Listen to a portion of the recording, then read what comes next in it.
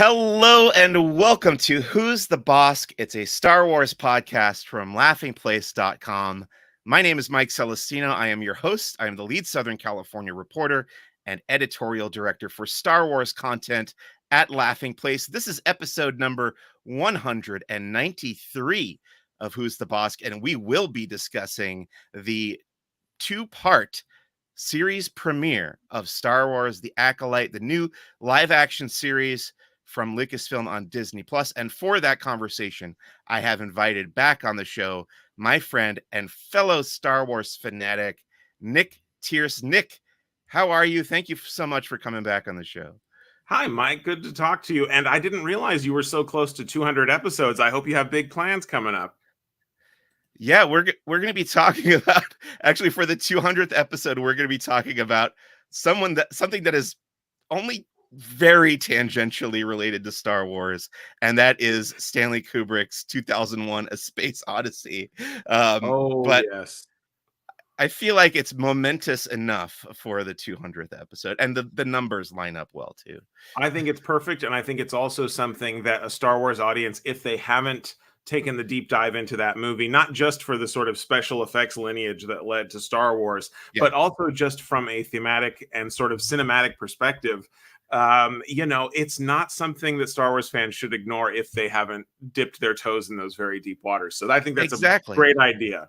That's why every 10 episodes we do this Mike and David movie club, where we explore all the films that are connected to Star Wars in some way. Let's say hi to some. By the way, we are recording live via the Laughing Place YouTube channel, and we've got Quentin in the chat there. Hello. And Austin Henry. Looking forward to us talking about the Acolyte, which we will be in a bit. First, Nick, I would like to ask, how are you? And what have you been up to lately? Anything you'd like to share?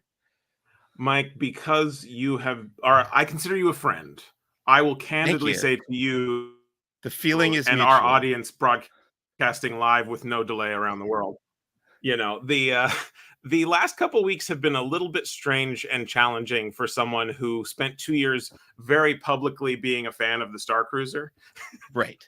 So we're hanging in there. But, the discourse has become challenging for many reasons that we don't need to go into here today. But it's needless to say, a nice little cherry on top to have a new Star Wars series to really sink our teeth into and do all those things we love to do as fans when we dissect these things. Yeah, if you don't know out there, what Nick is referring to is there's a more than feature length, probably double feature length video by a YouTuber who I guess will go unnamed here. I haven't watched it. She's dissecting her experience aboard the Star Wars Galactic Star Cruiser. I don't watch a lot of these video essays on YouTube, mostly because I try to steer away from some of the more negative stuff. But you've seen it, and can I say that you may be preparing a rebuttal?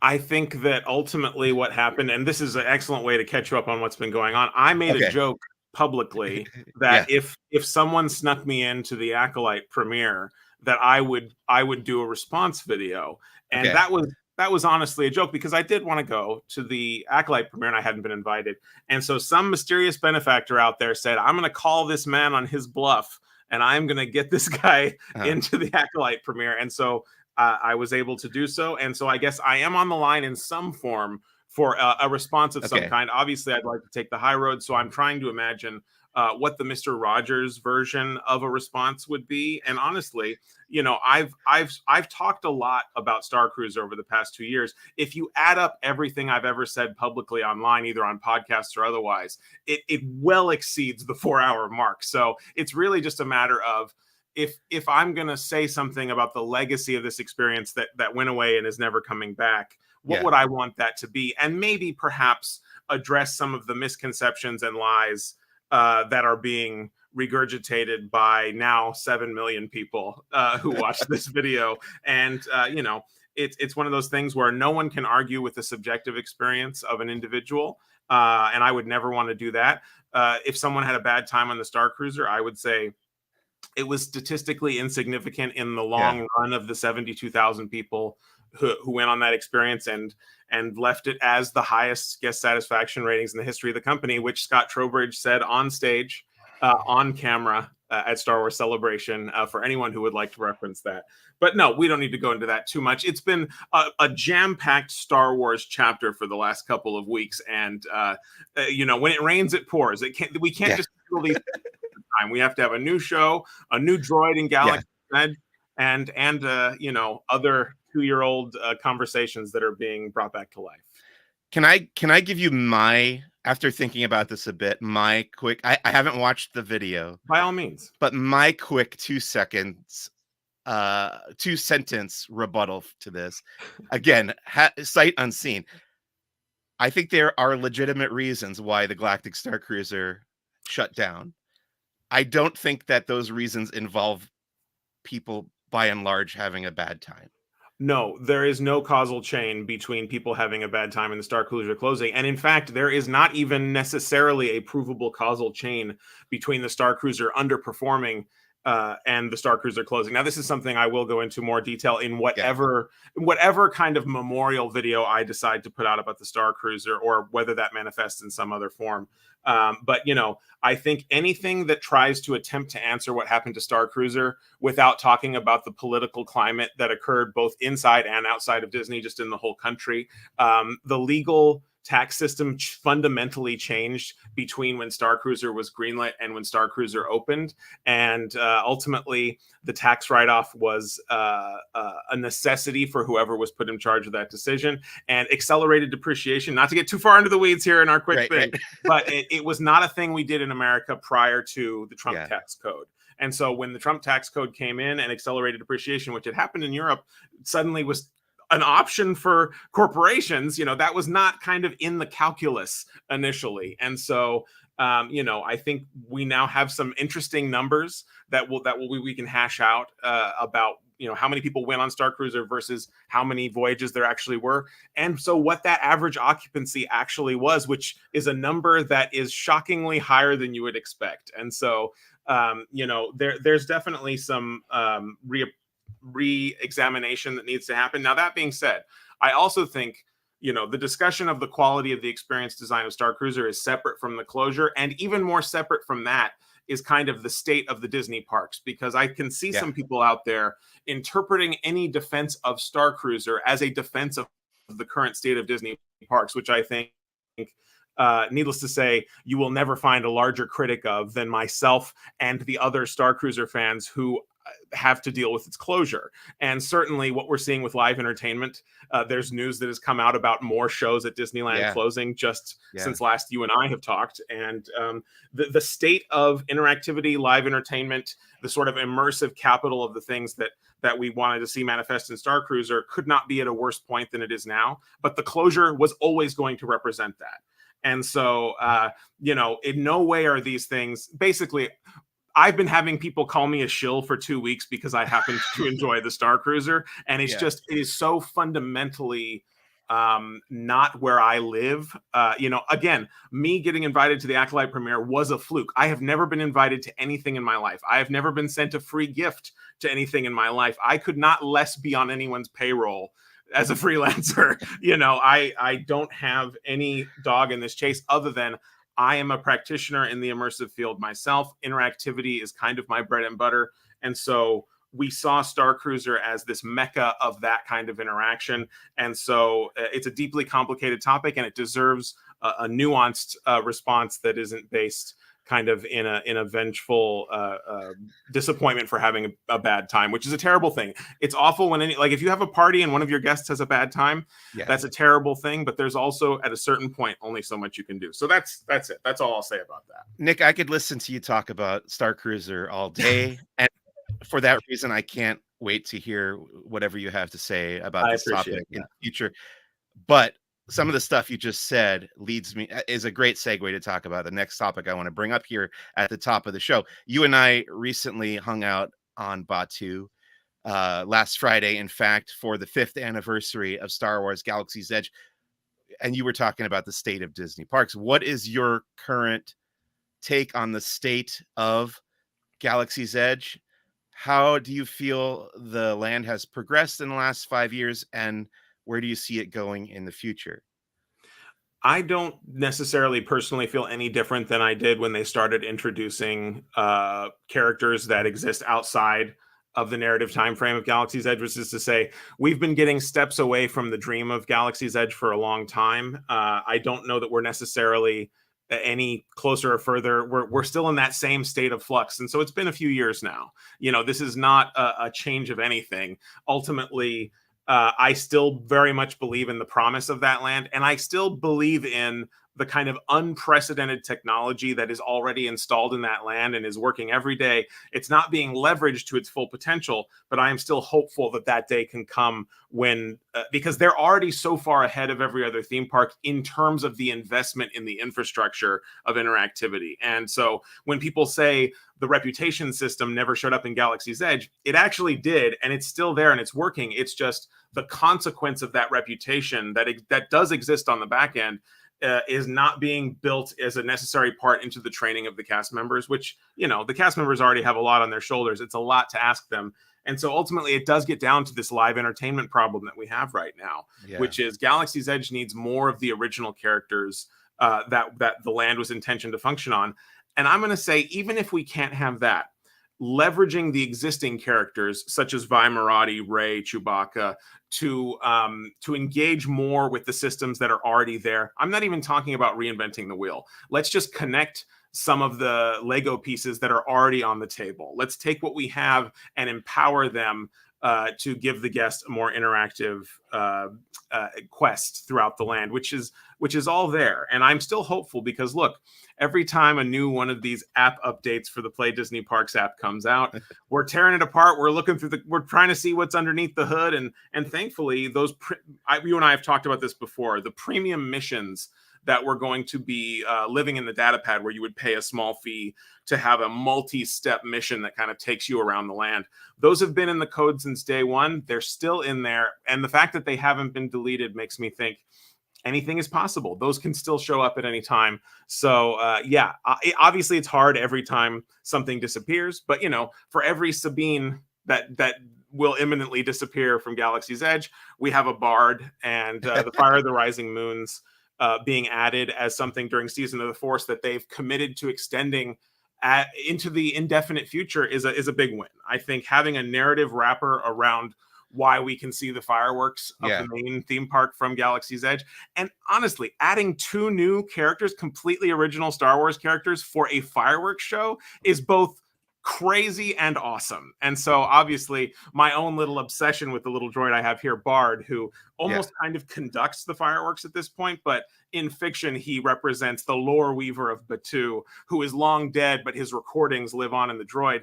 That is a narrative platform, I think, where they can do a lot of different things even beyond the fireworks to sort of justify those story bubbles that theoretically pop up every time a character who's not in the main timeline of Galaxy's Edge is there. So obviously that is interesting. That is new. Never part of the plan for Galaxy's Edge, but an improvisation that is like, look, we have these fireworks. People want music. Is there a way we can add a narrative to it that enlivens and enriches the history of the space? And so that's something I'm always going to be there for. And honestly, the fact that very few people have been paying attention to it means that, it's a little seed that can grow into a mighty tree, hopefully. But that's just that, undying optimist that lives within me. I have a question for you about Bard Watch. So you started this hashtag on social media after that first weekend of Season of the Force. They had started the kind of alternate way to watch the fireworks from Batuu. It's got music, and it opens with this narration where the lore weaver is talking about his droid Bard. At what point did you realize that an actual physical Bard was on its way to Galaxy's Edge? There were 2 things that happened at the exact same time. So ultimately, they actually tested those fireworks like 2 days before Season of the Force, and someone was there to record it, thank goodness. And so when I saw this recording with this narration, I was like, wow, this is actually like a thing. They're not just hitting play on a bunch of John Williams music. This is actually like a whole presentation. So I wanted to make sure I was there the first day, the first official day. And while I was there, I talked to you and a couple of other friends who were there for the media day, who were interviewing Imagineers all day long. And while it wasn't anything that ended up coming out in any articles, the word on the streets of Blackspire, the dusty trail of Blackspire, word spreads fast. They were like, yeah, there's supposed to be a droid up there.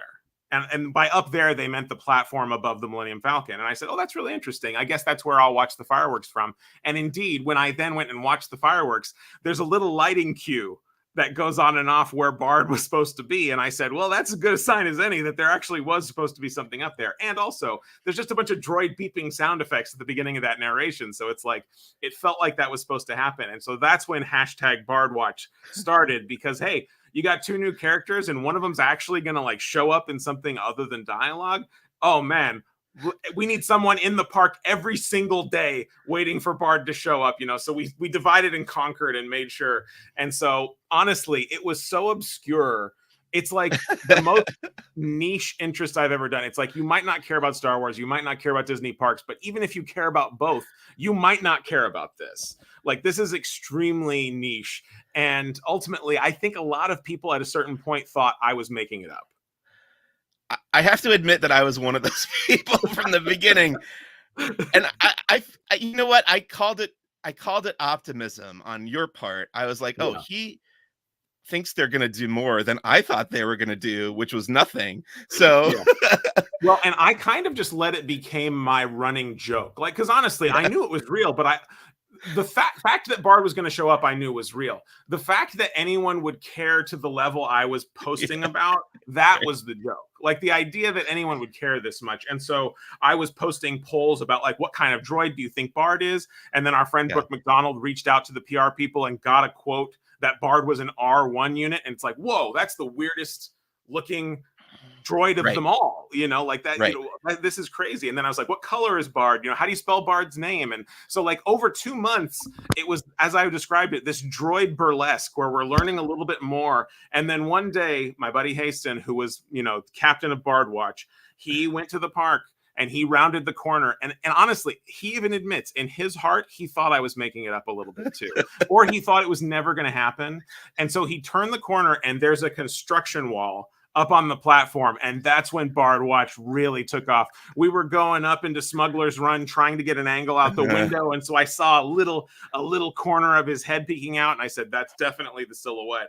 And so it was off to the races. And one fateful day, I'll admit, I was very lucky. My love of Bard became known to the world, and a Bothan risked his life to send me a heads up that I might want to be in Black Spire on a certain day. And it was the fateful Friday that Bard showed up. And now Bard is there forever. Sadly, Bard's head only worked for 1 day. And so Bard is currently existing in a state of arrested motion. His little arms still move, so you've got that. But I suspect they will keep Bard up. Honestly, I didn't expect him to move at all, so any movement is great. I will put a little punctuation mark on the end of this story that you don't know either. I let this kind of Bard obsession go to the level where I was like, I want to know everything about the R1 droids, because it's a very weird droid, right? Like, you don't hear about them a lot. And so I was reading like the old role-playing adventure journals that Pablo wrote, the history of the astromechs and all that. And I'm like, this is interesting. But what I was most interested in is the design of that droid, which I personally don't necessarily think was supposed to be a droid originally. It was just something in this lineup of the Jawa junk in A New Hope, right? And the design of Bard was not. Listen to me. The design of Bard, the design of the R1 by Roger Christian was a reference to this paperback book cover. It's an Asimov anthology, but you can see that whatever this is supposed to be on the cover is exactly it, to the point where the little, what seemed on Galaxy's Edge to be like Arabesh, no, it's drawn in this original picture. Like, it's a direct one-to-one pull. So this is the ultimate origin of the R1 in terms of the great history of Star Wars appropriating designs without credit. But yeah, that's really cool to see. You had told me about that book, and it's great to finally see the image you were talking about. How long did Bard? I don't want to hound you on Bardwatch forever, but how long did Bardwatch actually take from the beginning of Season of the Force until he actually made his debut? It was about 2 months, like 7-ish weeks. So from when we heard that narration for the first time, I live on through my droid Bard, to Bard actually showing up, it was just under 2 months. And so honestly, it took most of Season of the Force for him to show up. Was it worth it? Are you happy with the outcome? Honestly, I'm thrilled. I mean, the Yeah. fact that he exists at all. I was at the point at the end of Bard Watch where I would have been happy with a flat cardboard cutout. So it's fun to see people, like, honestly, the word is slowly starting to spread. So if you kind of just hang out around the Falcon, you'll see groups of people like spot him, Yeah, oh, that's that new guy, right. that's Bard. And so that's been a lot of fun to kind of see people have something new in Galaxy's Edge to engage with in that way. And needless to say, I'm very excited to see how they incorporate that, because they use that platform for other things, like at Star Sure. Wars Night, when Yes. there's the confrontation between the First Order and the Resistance. I've heard obliquely that maybe some of the characters have been instructed to not see Bard. I don't know why that would be true, because Bard theoretically has been there forever in fiction. Like, Bard is a very old droid. So Yeah. I imagine the company attitude towards Bard will evolve the longer he is there. And ultimately, it takes time for these things. Even the Yeah. spelling of the name of the Lore Weaver was originally sent to the cast spelt one way and had to be revised later for various legal reasons. The saga of Bard and the Lore Weaver is just beginning. So we're still in those early freshman days. Well, I was saying I was hoping that they make an official Bard action figure, but you took the initiative that day. I was so impressed. You went and met Bard for the first time the day he was unveiled. Then you went home, created your own Bard figure from the existing R1 Galaxy's Edge figure. Plus, I think you said you added arms from the The fairy fairy droid. droid. Yeah, and then brought him back to the park that night and showed him off, which I was That's just the my luxury jaw hit the of floor. living kind of close to the park, is Yeah, that, well, and honestly, it was just something where when he finally showed up, no one expected him to have arms. No R1 droid has ever really had big arms yeah. like that. And so when I said, oh, wait, those aren't just arms, those are the fairy droid arms, and Disney Parks already did a fairy droid and an R1, it's like I have all the pieces I need to kind of kit bash one together and just do a little bit of paint. I'll do a more robustly accurate version at Okay. some point. But this was just for the shock value of, I needed a finale for Bard Watch. And honestly, me going on the day Bard shows up and having a Bard toy, I had people worried about me. So They just don't know you like I do, Nick. in the Andy Kaufman performance aspect of Bard Watch, this felt like, okay, we can close the chapter. And honestly, Bard has been watched. Bard Watch is over. Bard Watch has ended. I loved your the GIF that you responded to somebody with the GIF of Yoda just disappearing and his robe remaining. I can become one with the Force now until I I'm needed yeah. again. I am bummed to hear that his head is not rotating. This reminds me of the water conveyance system on the Adventureland treehouse now, which worked for like a week. Yeah. I know it was working again recently for like a day, but Yeah. these seem like I'm not an engineer, so far be it from me, but these seem like relatively simple mechanisms. I don't know. Why are these things breaking so easily? I don't know. I couldn't dare speculate. I don't know. All we know is that, look, the kind of operational structure of Disneyland and WDI has evolved over the years. Right. How parks operations relates to the designs kind of presented, it's not necessarily the one big team that it was in the earliest days, but that was 60 years ago. We can't possibly expect the same kind of integrated collaboration that we had back in those days. That being said, as long as they're committed to keeping things up, operations will find a solution, I think. So I'm optimistic about it. It is funny, though. I mean, it's a statement of itself to say Bard lasted in fully functioning form for one day. Well, Nick, we're 25 minutes into this episode, and I apologize. I'm not complaining at all, but I do want to point out this is officially the latest we have ever gotten to the 5 Star Wars questions. And this is your 3rd appearance on Who is the Bossk, unless I did the math wrong, but I'm pretty sure. I will rock these out quickly. Okay. I will not. Please take your time. I think everyone, first of all, I want to compliment you. You appeared on the other podcast that I've been doing with our friend Drew Gergich, Pop Culture Explorers Club, talking about Godzilla and King Kong, which is a topic that I know very little about. But my mom listened to that episode, and she also doesn't know anything about Godzilla and King Kong, and she could not stop gushing about how much she enjoyed listening to you specifically talk about Oh, that that's topic. that's wonderful compliment. Well, thank you for sharing So that. please do not hesitate to take your time. Let's get Honestly, into though, I yeah, want to yeah, say since I was in high school, like doing theater, yeah. um, elderly female ladies have been my key demographic. And so if Mike's mom is watching, I want to say thank you for your kind words and passing on the compliment. She A lot of us guys, we don't hear those so often. So it's very nice to hear from you. And, it's no coincidence that growing up, not to make any assumptions about the age of your mother, Mike, but I will say that those were the demographic I felt most at home with growing up. fair enough. And I did want to say that she told me when I visited her recently that Who's the Bossk was too Star Warsy for her. So she's more into the other show, but she Understood. probably isn't watching right now, sadly. We all have to do one for the mom, Yeah, exactly. 5 Star Wars questions, level 3. You ready for this? I am ready. All right, number 1. What is your favorite Star Wars book or comic book, and why?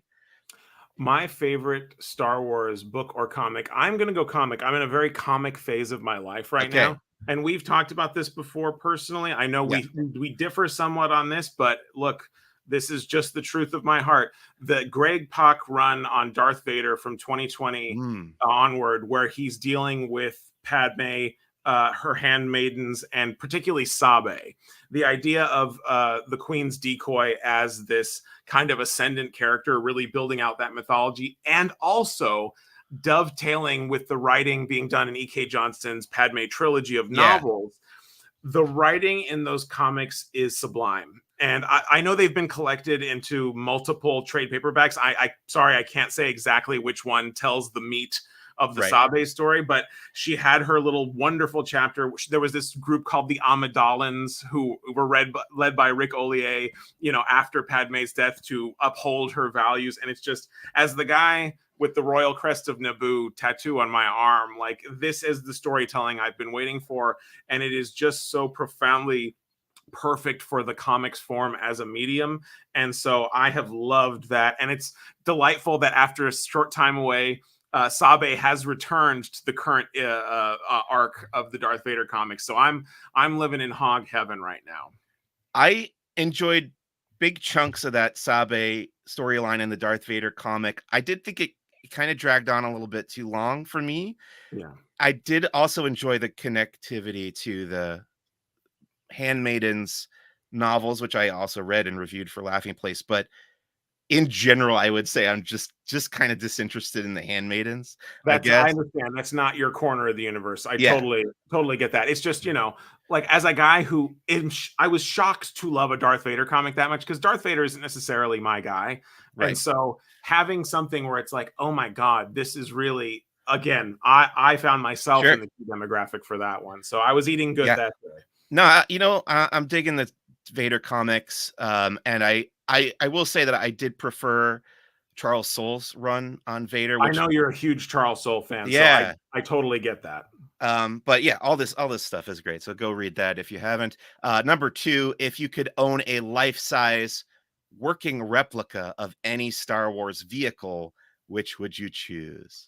I'm gonna cheat. I'm gonna surprise nobody, and I'm not gonna explain myself. The answer, anyone could predict what my answer would be. The answer is the MPO 1400 Purgle class Star Cruiser Halcyon from Chandrila Star Lines.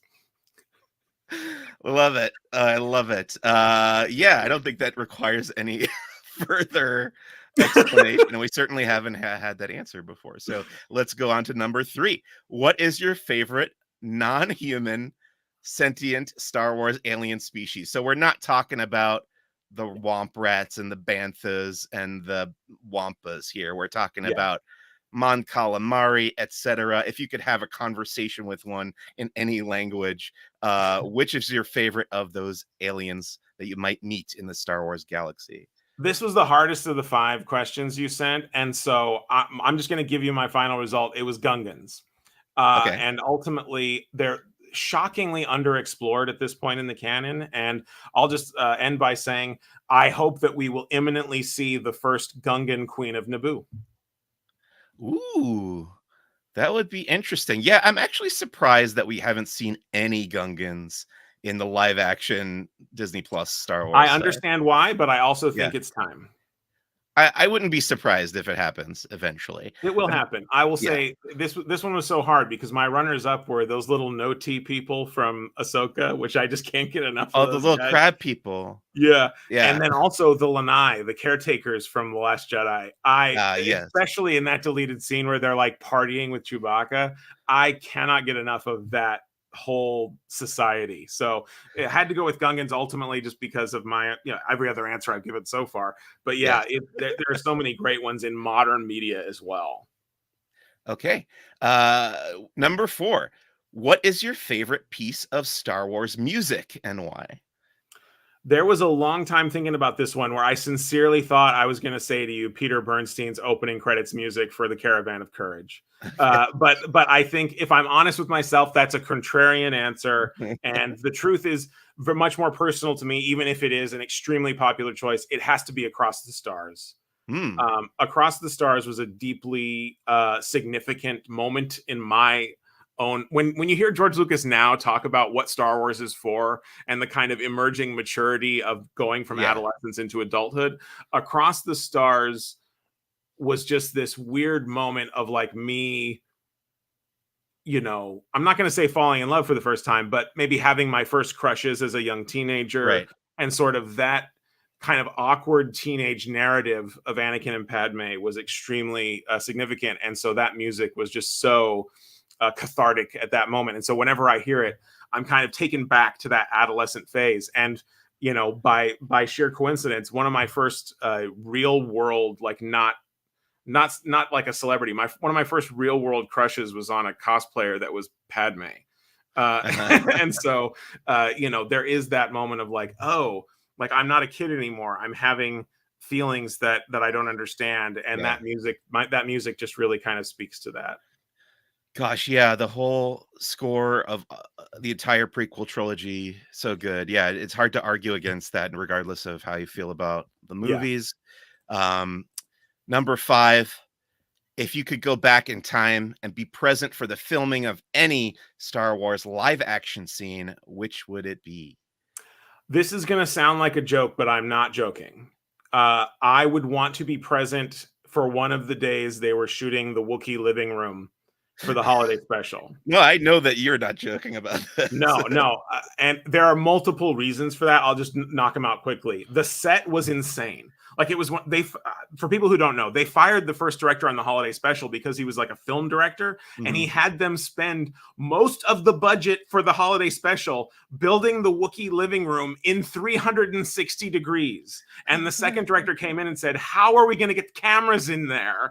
And so they had to like chop it up and all this. But needless to say, designed by Ralph McQuarrie and Joe Johnston, and just given an inordinate amount of the budget. So just to exist on that set would be very satisfying. I think it's a beautiful set. I think the design and construction are really interesting Star Wars design, even by modern standards. And the second part is, of course, everyone's kind of curious how the grandpa mind evaporator scene could have possibly happened. And so if I was on set that day, I would at least be able to hear a fly on the wall sort of the creative team contesting with why this semi-adult moment is existing in a holiday special. I love it. I want to ask you, are there many high resolution photos of that set? Because obviously the special was shot on video. The copies we have access to are not terribly high quality. Are there ways to explore that set outside of watching the show itself? Very few, in fact, shockingly few. I am sure there's set photography that exists that we have not seen yet. I suspect we will see it someday. Sadly, most of our high quality set photos from the stills photographer generally have the actors in them. Yeah. So there's not a lot of shots that just show you the set. But what I will say is that we do have all of the paintings that Ralph McQuarrie did. Now, there is some discussion that he may have actually done some of these initial Wookiee living room designs for The Empire Strikes Back, for a very early version of Empire that was going to go to the Wookiee planet. Okay. But I think that very quickly was By the shuffled off. Wookiee planet, you mean Kazook? Well, of course, I mean, by holiday special standards, it would be Kazook, no question. And I mean, to me, I write that off as the Empire. Is the Empire going to worry about pronouncing some mongrel planet properly? Right. Like, no, they suck. The Yeah. Empire's evil. So yeah, I mean, it'll always be Kazook in my heart, of course. But Love it. I knew I could count on you for wonderful choices for all those questions. Let's go into some Star Wars headlines for this week. Nothing terribly huge, but we did get an announcement for LA Comic Con, which takes place at the downtown Los Angeles Convention Center, and the fact that Ewan McGregor, who we know as younger Obi-Wan Kenobi, will be headlining LA Comic Con. Are you a fan of LA Comic Con, Nick? Have you been to this? I've never been. Oh, okay. Yeah, it's getting bigger every year. It started out as Stan Lee's, I think it was Stan Lee's Kamikaze or something, and then it was Oh, right. so I it's forgot about changed that. names a number of times, but every year I go, I feel like it's building momentum. It's not quite even at WonderCon level, I would say, but Mhm. it's getting there. So I think in a few Interesting. years, yeah, this will be definitely worth going to. And now you've got Ewan McGregor. You can go and see him and probably pay to get your photo taken with him, get his autograph. How can you lose? Is that something that would appeal to you, Nick? I will say the parking situation Yeah, is difficult at that convention that is center. true. That is Now that absolutely being true. said, the metro line will be extending to me in the next year or so, and so I think if there was a public transit option, Yeah, I could see myself attending casually for a day there you go. in the future. Absolutely. We usually get media access to that, so I will likely be there. Stay tuned for more updates on that. Let's see. In video game news, Star Wars Hunters, after several years of delays, has finally arrived on Nintendo Switch and your mobile devices. This is a multiplayer game, online multiplayer game, which is not something that terribly appeals to me, but I've watched a couple reviews on YouTube. It seems like people are into it. Nick, is this something that you might try out? Yeah, I've been playing a lot. Oh, okay. Uh, You're so already playing it. Great. I have been waiting for this, and I know that there were ways to like side load because they were playtesting this for 2 years in other countries. I was never willing to take that leap because I Yeah. was like, is everything going to be reset when the game launches anyway? This game is totally my jam, and I was excited when they announced it, and they kind of showed that they weren't necessarily doing like characters you already knew. They Right. were kind of within the context of a combat game. They were creating an original environment, original characters, and I think the characters are fantastic. I think the designs are very evocative. And as a theme park fan, I'm going to go so far as to say the physical placemaking of the arenas is spectacular. Oh, great. I will find myself getting distracted by a visual tableau and then getting shot at by the opposing team because it's like, wait, why is there like a dewback with his head through a puppet show curtain? Like, it's insanely quirky, and there's a couple of characters that you can play as that is just two Jawas stacked on Right. top of each other. Like, it's that kind of thing. And I'll say this, as a Star Cruiser fan, there is a Rhodian character who's a medic who has long purple hair, which is not something Rhodians had until Wani had it on Star Cruiser. So I feel the totality of modern canon has been kind of processed and consumed, and then this original thing has been made, and it's just a lot of fun. The matches are super short. Each character can have different abilities, so you can figure out who do you like to play as, but then the game kind of will force you at times to play as other ones, and it's just it feels like it has had 2 years of play testing, and it's frictionless. I've been enjoying the heck out of it. That's great to hear, and I believe it's free to play, right? So you That is can correct. download this for free. You can buy Yeah. upgrades, like, is it mostly like cosmetic upgrades that It's you all purchase? cosmetics, so Yeah, there is no free to play here. I mean, it is free to play, but you know what I yeah, mean. Like, there's not. Excuse me, it's not pay to win, is what I not mean. pay to win, yes. Right. And so that obviously another great thing about it. I'll say this: I was ready to fork over some money because when I play a game I like and it's free, I just want to find some way to reward the fact that I'm like, Yeah, hey, you guys did a good job. right. There has yet to be anything that I'm like, oh, I want that. Like, even the kind of Huh. seasonal pass where you say, oh, if you buy the seasonal pass, you'll unlock things as you go. I kind of looked through the whole list of like 100 things you could unlock, and I didn't really like any of them. So I was like, oh, because I'm thinking ahead of like, what do I want to customize my characters to look like? And there's just nothing in there that fits into my vision for each one. I trust that over time they will shuffle the store and they will find new ways to separate me from my money. And I'm only so happy to do that to reward the investment of years that they've made in making this game.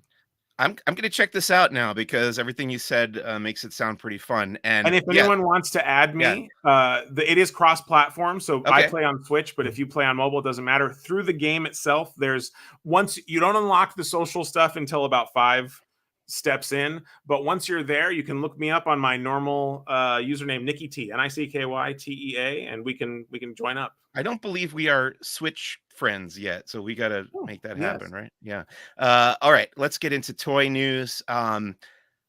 Look, people have been making fun of Hasbro recently because they do make a lot of Mandalorian figures, and I don't mean figures and characters from the show Mandalorian. I Right. mean literal Mandalorians with the armor and the helmet.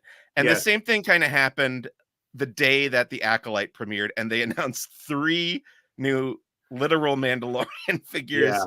And Yeah. I kind of get it at this point. It's starting to seem a little overabundant, I guess is the word.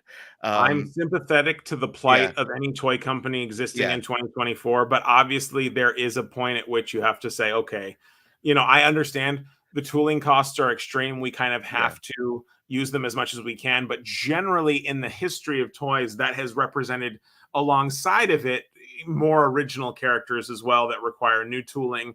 And look, I can't criticize Hasbro too harshly because the entire toy industry is really, really struggling right now for a couple reasons that yeah, are too esoteric to mention. But it's just not a great time to be a toy company right now. So honestly, anything Hasbro can do to maintain the Star Wars license until the industry perks up a little bit, right. fine. Whatever they think they have to do.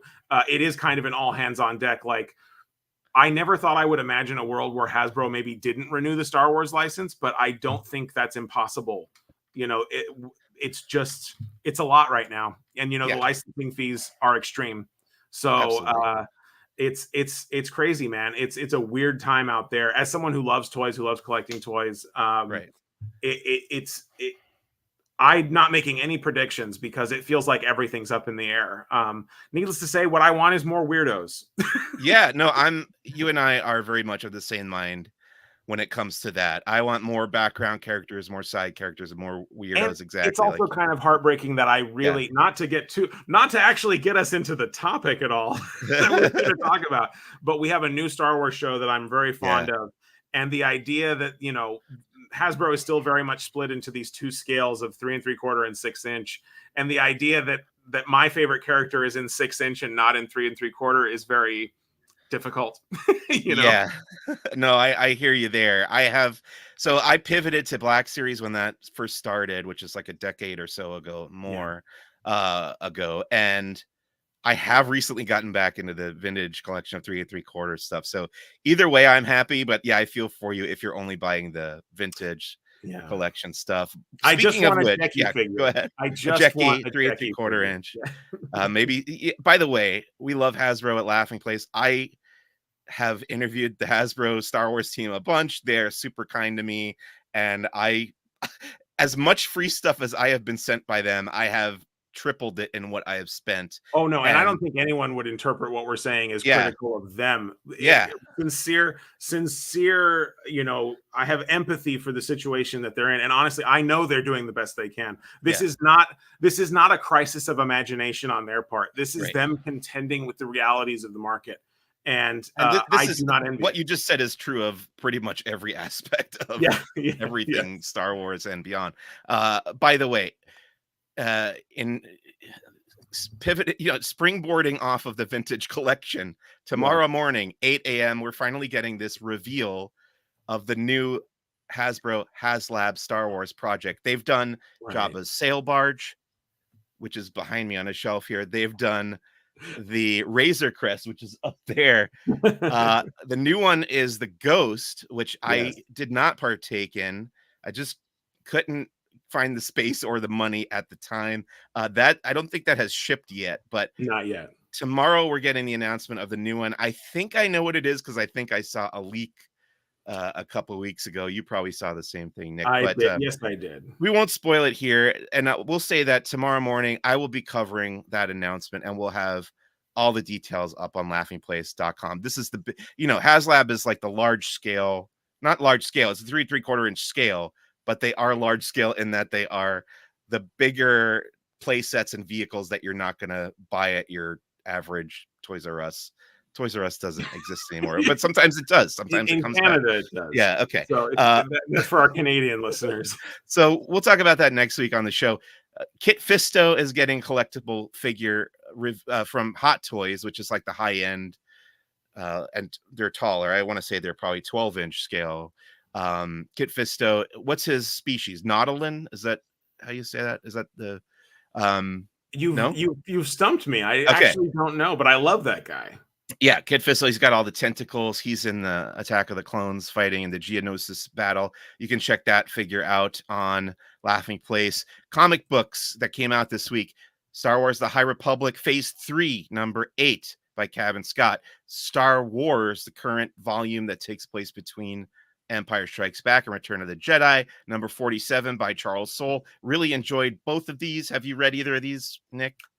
No, neither of these are in the ones that I'm keeping up with week to week. That being said, the mainline Star Wars, I've decided I'm probably going to jump in on that one digitally. Okay. I think I'm theorizing that they are about to end this run with 50. This is my theory. 50 is the last issue. They haven't announced it yet, I don't think, but I believe that is going to be the case. Recommend both of those if you want to go pick them up. Speaking of comics and speaking of Kevin Scott, he will be writing a Kelnaka one-shot tying into the Acolyte for Marvel Comics. I think that's coming out in August, if I remember right. I'm excited for that. I think you said you're not as big a fan of Kevin Scott, right? Well, it's just that there's a couple of characters that he's sort of shepherded the last few years that are very dear to me. And maybe it's one of those things where, I'm not necessarily saying anything about him as a writer. I think our sensibilities maybe don't harmonize on the same frequency so much. That being said, I will eagerly purchase this Kelnaka one shot because just in the general scheme of these live action Disney Plus shows, most of them have not been allowed to have non-adaptation storytelling material published until long after. Like Rise of the Red Blade, I think, is the one other notable exception that they did for the Reva character from Obi-Wan. But having a comic come out this close to the show that is presumably not an adaptation of Kelnaka's story, but it is an expanded story, is very exciting. And honestly, I love that the kind of the sheepishness with which they treat expanded material on, say, The Mandalorian, which breaks my heart. I want more. I want a visual guide. I want all that stuff. Yeah. I'm glad to see that that's not the case for Acolyte, because I've seen I don't know that it's been announced yet, but there's been listings up for an Acolyte visual dictionary. So I'm very excited about that. Yeah, they literally announced on StarWars.com this Mandalorian publishing initiative that included a novel. There was, I think Pablo Hidalgo was writing a visual guide. And most of that stuff got canceled. Who knows why? I mean, I'm sure if I had to guess, it's Favreau being really protective of it, right? It's possible that that's it. I think it also might be that stuff was all emerging as the feature plans were shifting. And kind of the idea of Mandalorian as this little 3-season trilogy and then a movie, now that those plans are kind of firmed up, I suspect that we might be able to have things that look back at that period. Maybe not. Maybe that might just be wishful thinking. But I would eagerly eat up all that stuff. I think if I could say one thing to Lucasfilm at large, and I guess Dave Filoni now, since he's in charge of the creative side, it would be, don't be so precious about that kind of stuff. Like, let the creators have fun. Like, for years and years, there were these protected parts of the, protected eras in the saga where nobody was allowed to tell a story, like, because Lucas had further plans for it. And then, in the current era, they had ideas that they were going to fill in, between episodes 6 and 7 or whatever. And I just feel like the story group can handle it. They can make it make sense. And even if it doesn't make sense, as long as it's fun, I don't know. I guess as I get older, I don't care so much about I totally agree with you. Yeah. I also sympathize with the decision not to do that as much as I want those things to exist. Like, I just want them to make a decision and stick to it and say, look, yes, if we put something, I know this is a ridiculous thing to say, but this is just the transmedia beating heart that I have, having grown up with the Matrix sequels, which were completely consistent with the transmedia expansions. You know, the idea of, yes, if we say something in a visual dictionary, that is going to kind of Right. dictate what future storytelling does. And Right. I don't think that's necessarily a bad thing. I think it forces you to be more creative. But you know, ultimately, I will do a counterpoint to that. I will undercut my own opinion because I will say certain publishing items that came out concurrent with, you know, it might be better ultimately to do them much after the fact when we have settled on the kind of general thematic consensus on what these things are. Because I often think back to that Rise of Kylo Ren comic that kind of explained Yeah. Kylo's backstory, in my own opinion, was a little bit of a poison to the discourse in ways that I don't think they predicted. And I think that there are fans of Kylo Ren who rest a lot of their interpretation on that character on an extremely vague event that occurs in that book. And it could be interpreted both ways, but they seem to think it's quite concrete in a You way mean that who set absolves fire him. to the Jedi temple? Is that, or to Luke's Right. Jedi Academy? Yeah. Right. And so I think that even when I look at the comic, it's very interpretable, but I think a lot of the fans kind of take that as an absolution of Kylo's guilt or his culpability for that. And Yeah. I do not interpret it that way personally. I still think that what happened to the school was a result of his indulgence in the dark side. And that is not a popular interpretation among fans of Kylo Ren. And it's difficult to have so much of the fan experience be nested on this thing that was being published concurrent. I'm fairly certain it came out before Rise of Skywalker, if I'm remembering my The timeline correctly. first issue came out the day there was. Oh boy, I remember being in San Francisco the day the first issue of Rise of Kylo Ren. Is that the title? That's right. Yes. Because I was at a screening at Lucasfilm for Rise of Skywalker. I think it was the Wednesday before, because comics come out on Wednesday, Yeah, so it was literally the day before it was released in the theater. So that was issue number 1, the day before the theatrical release of the movie. Yeah. there you go. Um, yeah, I agreed with everything you just said. You must have now I know you weren't super into Andor as much as some people were, right? I still like it. I like it, Okay. but I think it is very safe to say I was not into it as much as everybody else Yeah. was. Okay. But there was that moment. You just mentioned something about how, the reference guides become Bibles, basically. But there's that moment where they have to clarify the planet that Cassian is from, because they had already established that in some guide somewhere. And they Right, had to right. say, oh, that was like a forgery that they had done on his ID to But you hide see his how easy past. that is? Yeah, yeah, yeah, exactly. That's the kind of stuff that I love. Yeah, it's like, Yeah, oh, yeah. they actually like the fact that Tony Gilroy cared enough to address that. It really made me feel like he was, even though he's not a Star Wars, Yeah, he didn't grow up on Star Wars, I should say. I think he yeah, has yeah. embraced the franchise.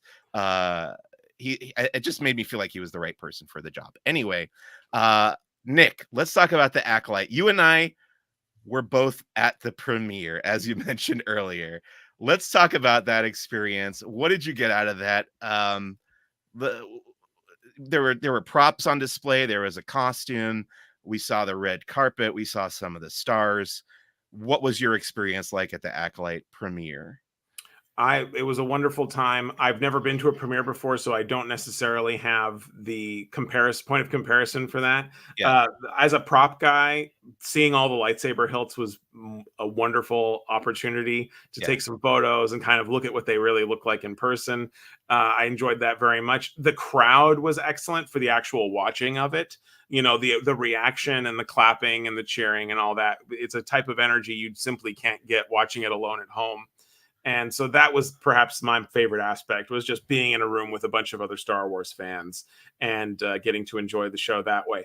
I do wish there had been some kind of speech from the creatives, but I also know that they've Yeah. been doing a lot of press. So maybe Right. they were just exhausted at that point. But it would have been nice for Leslie Headland to get up there and just say a few words either before or after. But, Yeah, I you know. agree. I saw footage from some, I think it might have been the European premiere or something where they Mhm. did that. They brought up everybody and, Jonas Suotamo was there in the Kelnaka Oh, costume, and he wow. came up and stuff.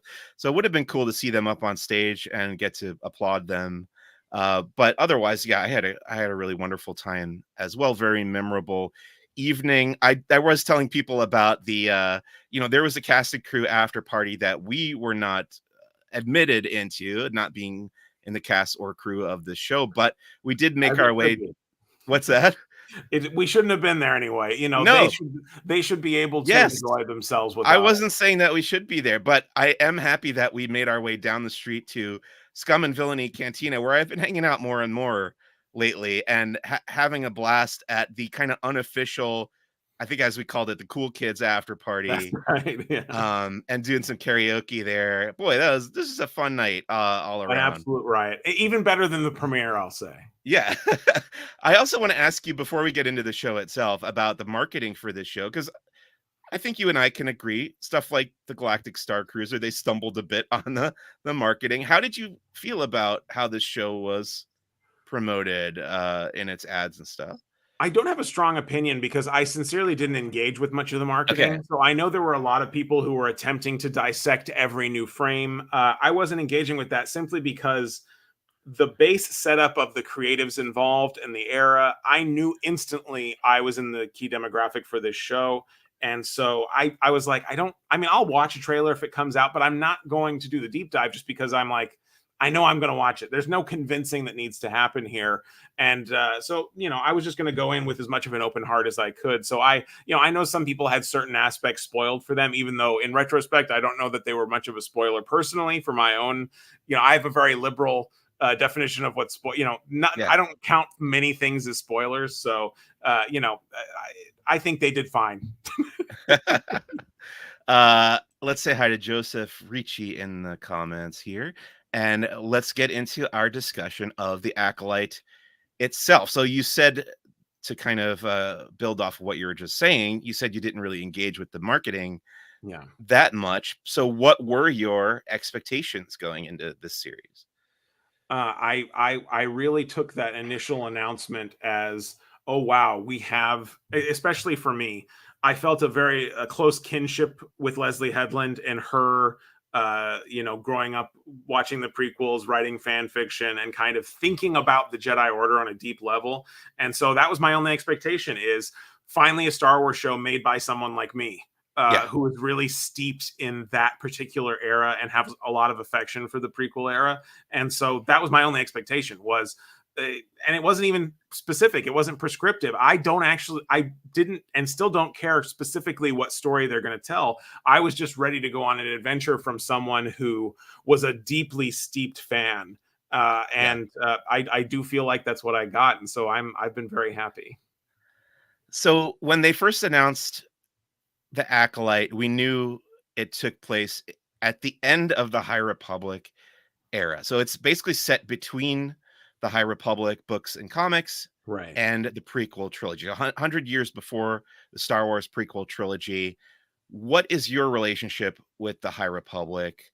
Now, I do want to mention, like, people have asked, how do you have to have read the High Republic? Which I think the definitive answer is no. There are characters. There's one major character, Vernestra Rowe, who is established in the High Republic books. There's some visual connections with the Jedi robes. There's a starfighter called the Vector that shows up, and there's something called the Barash Vow, which is very specifically tied to the Darth Vader comics and the High Yeah. Republic comics by Charles Soule. But other than that, it's its own thing that definitely stands on its own. So, what is your relationship with the High Republic coming into this? And were you hoping it would be more connected to that era of storytelling, or are you glad to see the kind of percentage that they've included in the show? I have a very casual relationship with the High Republic. I've read a couple of the books, obviously, as you can imagine, particularly the ones that tie in with Disney parks related Yeah. storytelling, which there have been several. So I'm very casually aware with it. I keep up with it through conversations with folks like you who are deeply involved with following every aspect of it. And Yeah. so, I appreciate the idea of it. I will say, small soapbox thing on this. I feel like it's very clear that this is not a High Republic show. Yeah. Like, it happens to take place at the end of what would be the High Republic, but they've been very open about how this show was developed. She came in with an idea and pitched it, and they were like, "Oh yeah, that would be at the end of this thing." And she's like, "Cool, let's see what we can do." But it's like very Yeah. obviously this show intuitively sprung from a story that she wanted to tell at that time for a specific reason, and it just so happened that there was other storytelling. I hear some people talk about it as if the Lucasfilm people got together and said, "We need a High Republic show. What should it be?" And if you did Right. that, it would look nothing like this show. And so I think Right. they got the exact right amount. I just, personally, not just with Star Wars, when the question comes up, do I need to blank in order to watch this? The answer is always no. Like, Right. I cannot fathom ever saying yes to that in anything, because ultimately you don't need to know anything. And particularly with Star Wars in general, the whole tone of the series started with George saying, "You've Yes. missed a bunch," when there Yes. had been no storytelling. Yes. Like the idea of luxuriating in an alien landscape. Of course, there will be some people that know things that you don't, but the central narrative, look, most of these stories are told by extremely talented filmmakers and storytellers and writers in other mediums. They are going to tell a self-contained story that exists on its own steam. Just because there's a sideways mention of someone you don't know who they are, that's no different than when Obi-Wan was like, "Ah, yes, I fought with him in the Clone Wars," Yes. and no one knew what that was. Like, there's absolutely no difference. And this is, I'll put a pin in this because obviously we're running long here, but the idea that you need to argue for a hypothetical audience member that isn't you and doesn't exist probably at all is weird to me. Like, I would really wish for the discourse to become more about your feelings, your emotions. Argue for yourself. If you were actually confused by something, just say that. Don't say, "Oh, well, what if this, that, or the other?" Don't argue for a hypothetical person. I have faith. You're smart. The audience is smart. You are part of the audience. You will figure it out by context clues. Like, there is Yes. nothing central to this narrative that requires any knowledge of the High Republic. And as you have spoken to, and maybe you can speak to here, there might even be a few ways in which the more you know, the less it makes sense. Huh. You, I hadn't. I think you spoke to the opening crawl being a little bit. Oh yeah. It was Yes. worded in a particular way that maybe didn't speak to the full truth of the High Republic. That bugged me. And I sat next to Alex and Molly Damon from Star Wars Explained, or you and I both sat next to them at the premiere. And as we were walking out, the first thing I said to Alex was like, the title crawl said there hasn't been a war in centuries, but what about that whole thing with the Nile? That is the foundation of the books and comics in the High Republic. And he was like, well, that's, the Nile kind of cordoned off one part of the galaxy. So it wasn't really like a galaxy wide war. Like, that was his kind of, And maybe it was just a minor incursion. Maybe there are threat yeah. levels. Like, that only got to yellow. You got to get to red before it's a war. Exactly. But again, I can forgive that. It did bug me. I'm past it. I did want to say that I loved you bringing up George Lucas kind of wanting to try to replicate the feeling of walking into one of those the Republic serials, I think they were called, right? And you would see like, oh, this is chapter 4, and you get the little text crawl that would recap it for you, and you're plunged in medias res, as they say, into the story. And that's what Star Wars is all about. So yeah, absolutely dive in wherever you are interested to dive into. Let's talk about these 2 episodes. We got 2 episodes for the premiere of the High Republic, both at the literal premiere that we attended and Tuesday evening on Disney Plus. These came out. The first one was called Lost/Found, written and directed by Leslie Headland, who previously was best known for her work on a show called Russian Doll. Do you know this show? Yes, absolutely. Okay. Admirer of hers, for sure. I haven't watched Russian Doll. I do want to check it out. Eventually, I will get there. The director of photography for both of these episodes was Chris Teague, who has worked. I think he also did Russian Doll, but he recently was on Only Murders in the Building, Steve Martin and Martin Short series. The editor for both episodes was Miika Leskinen, and I apologize for that pronunciation. He did the Willow, or I think he did 3 episodes of the Willow series for Disney Plus, which does not exist anymore. I'd love to confirm it, but sadly, I have no way to confirm it. Exactly. Those episodes that I did of this show talking about it, just skip over them. And then the second episode, same, basically the same creative team, except that it was written by Jason McAuliffe, who did the Heathers TV series. By the way, I just want to plug here really quickly. I appeared on Skywalking Through Neverland this week. You know Richard and Sarah Woloski from their appearances on my show, if you're a regular listener here, or you just know them from the general Star Wars fandom, of which they are a big part, a very positive aspect of the Star Wars fan community. And I always enjoy chatting with them. So you can go and listen to me on their show this week talking all about the Acolyte and these first 2 episodes. And I really feel like I got most of my thoughts out over there. I also talked about the influence of film noir on the Acolyte, which is, I had a lot of thoughts about that. And we'll actually do an episode coming up later in the season on Who's the Bossk about film noir and its relation to Star Wars. So look forward to that. What I want to talk about now is Nick's thoughts on the High Republic, because I feel like you probably have, no, not on the High Republic, on the Acolyte. Nick, you've seen the Acolyte. What do you think of these first 2 episodes? I'm really happy. I loved the first 2 episodes. Obviously, I'm not interested in really necessarily speculating so much because, look, we are being told a mystery story. It is going to unfold. And ultimately, I think there is enough thematic juice in these 2 episodes that you can really take it at what it is now. And if that evolves going forward, fine. But even in the non-mystery aspect of the show, there's some really primal Star Wars themes being chewed on in a way that is fresh and interesting, but feels as timeless as it always should in Star Wars. Aesthetically, I think the show looks and it plays fantastically, particularly the direction of Leslie Headland. And as you said, the cinematography, which would be a collaboration between the DP and the director. It maybe feels to me the most cinematic out of any of these Star Wars shows, especially on rewatch. There is a certain hesitance in modern streaming filmmaking to play everything really tight and to over rely on the close-up. And so in that landscape, there is a certain level of bravery to letting things play wide. And my God, did she let this play wide?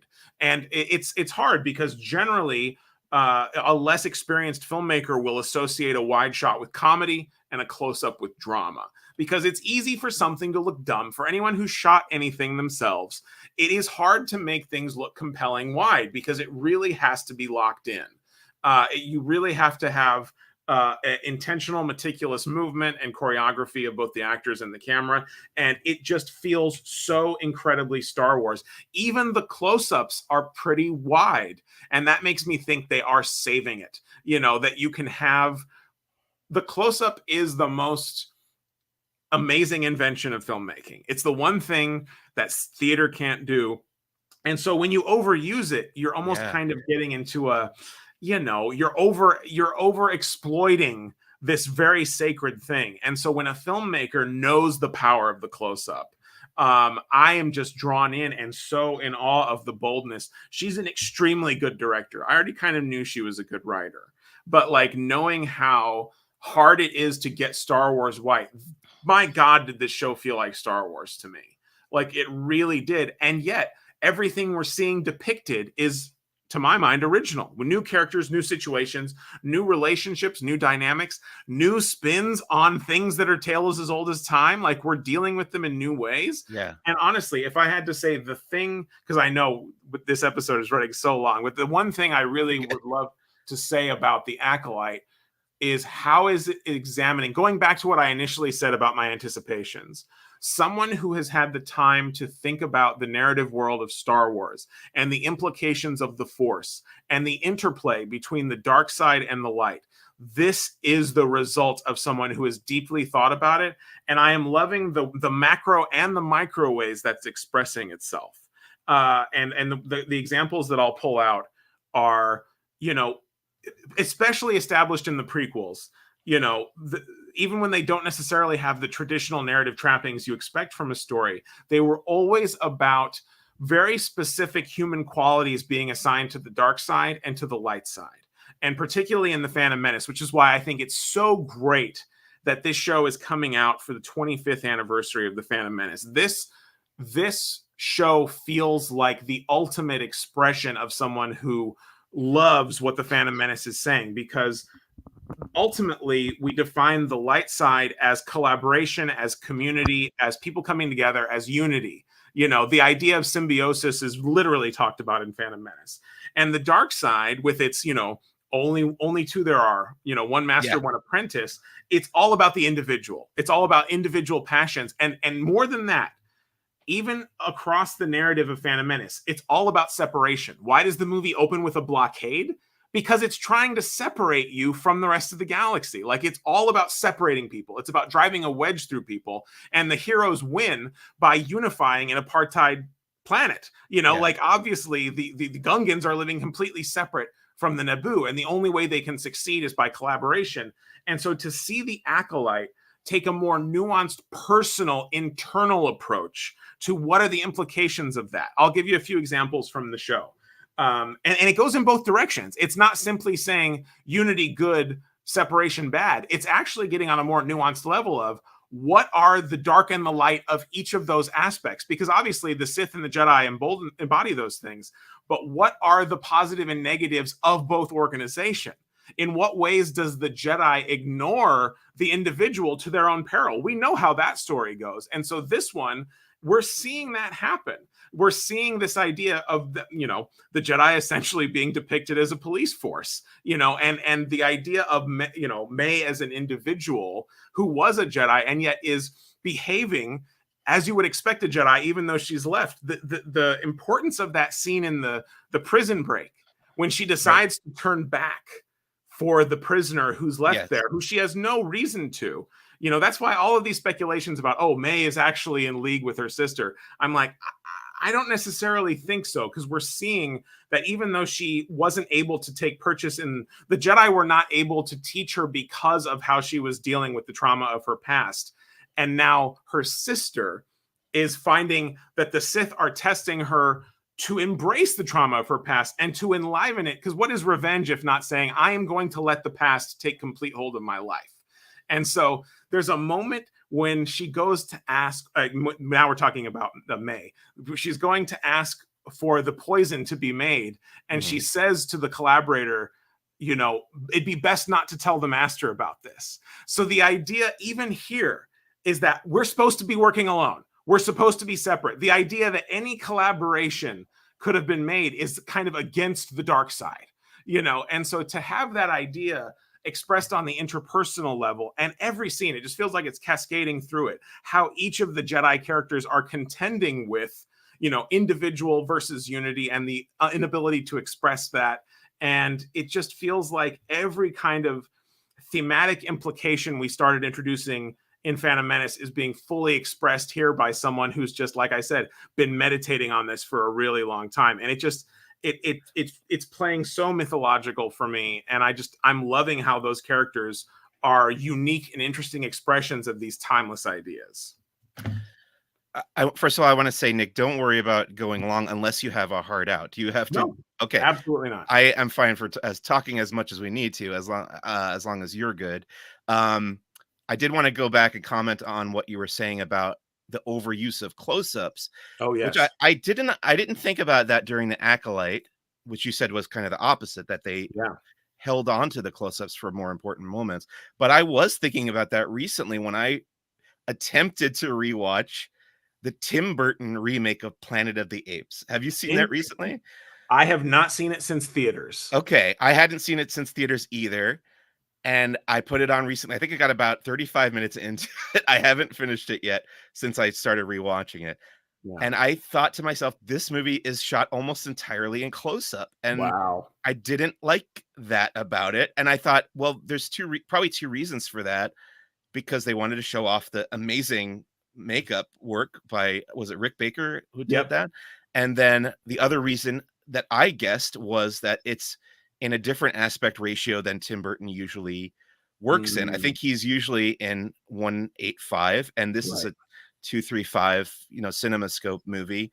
Yeah. And maybe he just kind of wasn't used to framing for that or composing for that size or shape of the screen. But yeah, Interesting. it's very interesting that you pointed that out about the Acolyte. Next time I watch these episodes, I'm definitely going to keep my eyes open for the shot choice, the distance from the Yeah. subjects. Let's get into the cast. I'm going to go through the main characters here and the actors who play them. And if you have anything that you would like to interject, please do so. Okay. Yeah, Uh, the, absolutely. the leads. So we can say we're into spoilers, definitely by this point. If you've watched the episodes, you know that the leads are twins played by the same actress, Amandla Stenberg. And I think she was best known for the Hunger Games prior to this. To me, she does a very good job as May and Osha. My favorite character so far, however, is Master Soul, and he is played by Lee Jung Jae. I hope I'm saying his name right, but he is best known for Squid Game, not the Hunger Games, but Squid Game, right? Squid Game singular, right? Correct. Yeah. Have you watched Squid Game? I'm like dying to watch this now because I haven't seen it yet. I haven't seen the whole show, but Okay. my wife was watching the whole thing, and I would join her for a few episodes here and there. And obviously, I thought Yeah. he was fantastic, and he knocks it out. I mean, I his performance is so it feels so much better than it has any right to be. It's really wonderful, and it's half the writing. Obviously, he's been given a really juicy character who's contending with the core of the issue with the Jedi, right? Yes. And he just kind of has this vector that interacts with every other character. So he's got his relationship with Yord, he's got his relationship with Jeki, he has his relationship with Osha, and he's just having a very human reaction to what is obviously a very complicated situation. Because look, you're absolutely right. I'm a huge film noir fan. This is noir. This is a mystery, not necessarily a murder mystery, though there is murder. There is a murder and there is a mystery, but we know who did the murder. The murder mystery is solved like 20 minutes in. Yeah. Right. It's the dark night of the soul. Clearly, something happened on that night that the Jedi are wanting to cover up and are ashamed of, as we see manifested in many different ways, including through Jorban's climactic decision there. But, something happened that night that they're all contending with. And obviously, Soul was much younger when this occurred. And so I think that we are going to see... I've seen some people distrust his current kind of attitude, but I don't necessarily think it's going to be revealed that he obviously was there, but I don't necessarily think he was like the mastermind of whatever happened. There are many different awful things that could have happened that night. But I think that he does seem to be doing the right thing. And ultimately, like many of the characters, there's another little variation on the themes we've been discussing, where it's about your ideals, whether those be dark side or light side ideals, these kind of dogmas you hold yourself to. And then when the rubber meets the road, how do those ideals hold up? Because ideals are all up here, they're all theoretical. And then when you actually get into the dirt of life and you find yourself experiencing complicated situations, and clearly there is a complicated situation at the heart of this, how do you deal with that? And that goes for all the characters, including that moment we talked about with Osha, where she frees the prisoner who ends up stabbing her in the back.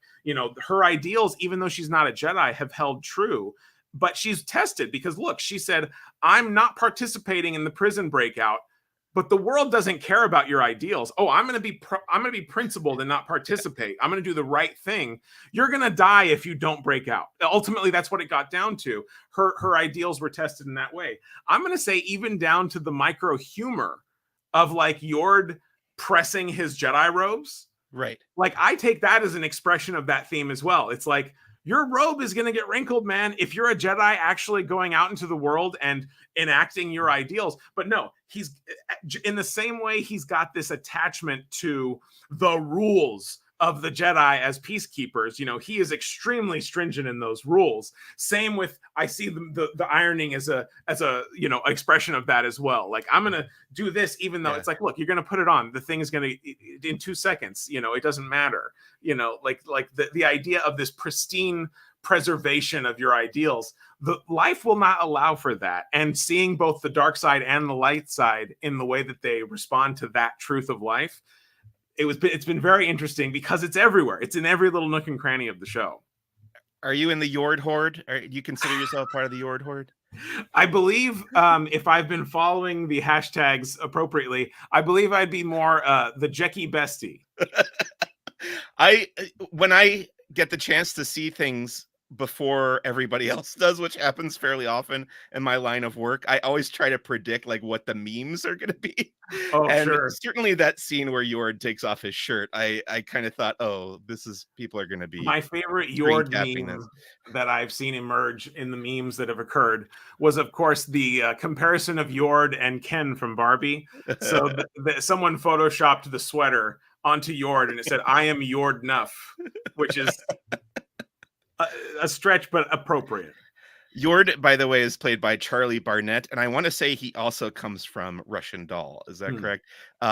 Let's say hi really quickly to Sonia in the comments, and then we'll try to answer this question.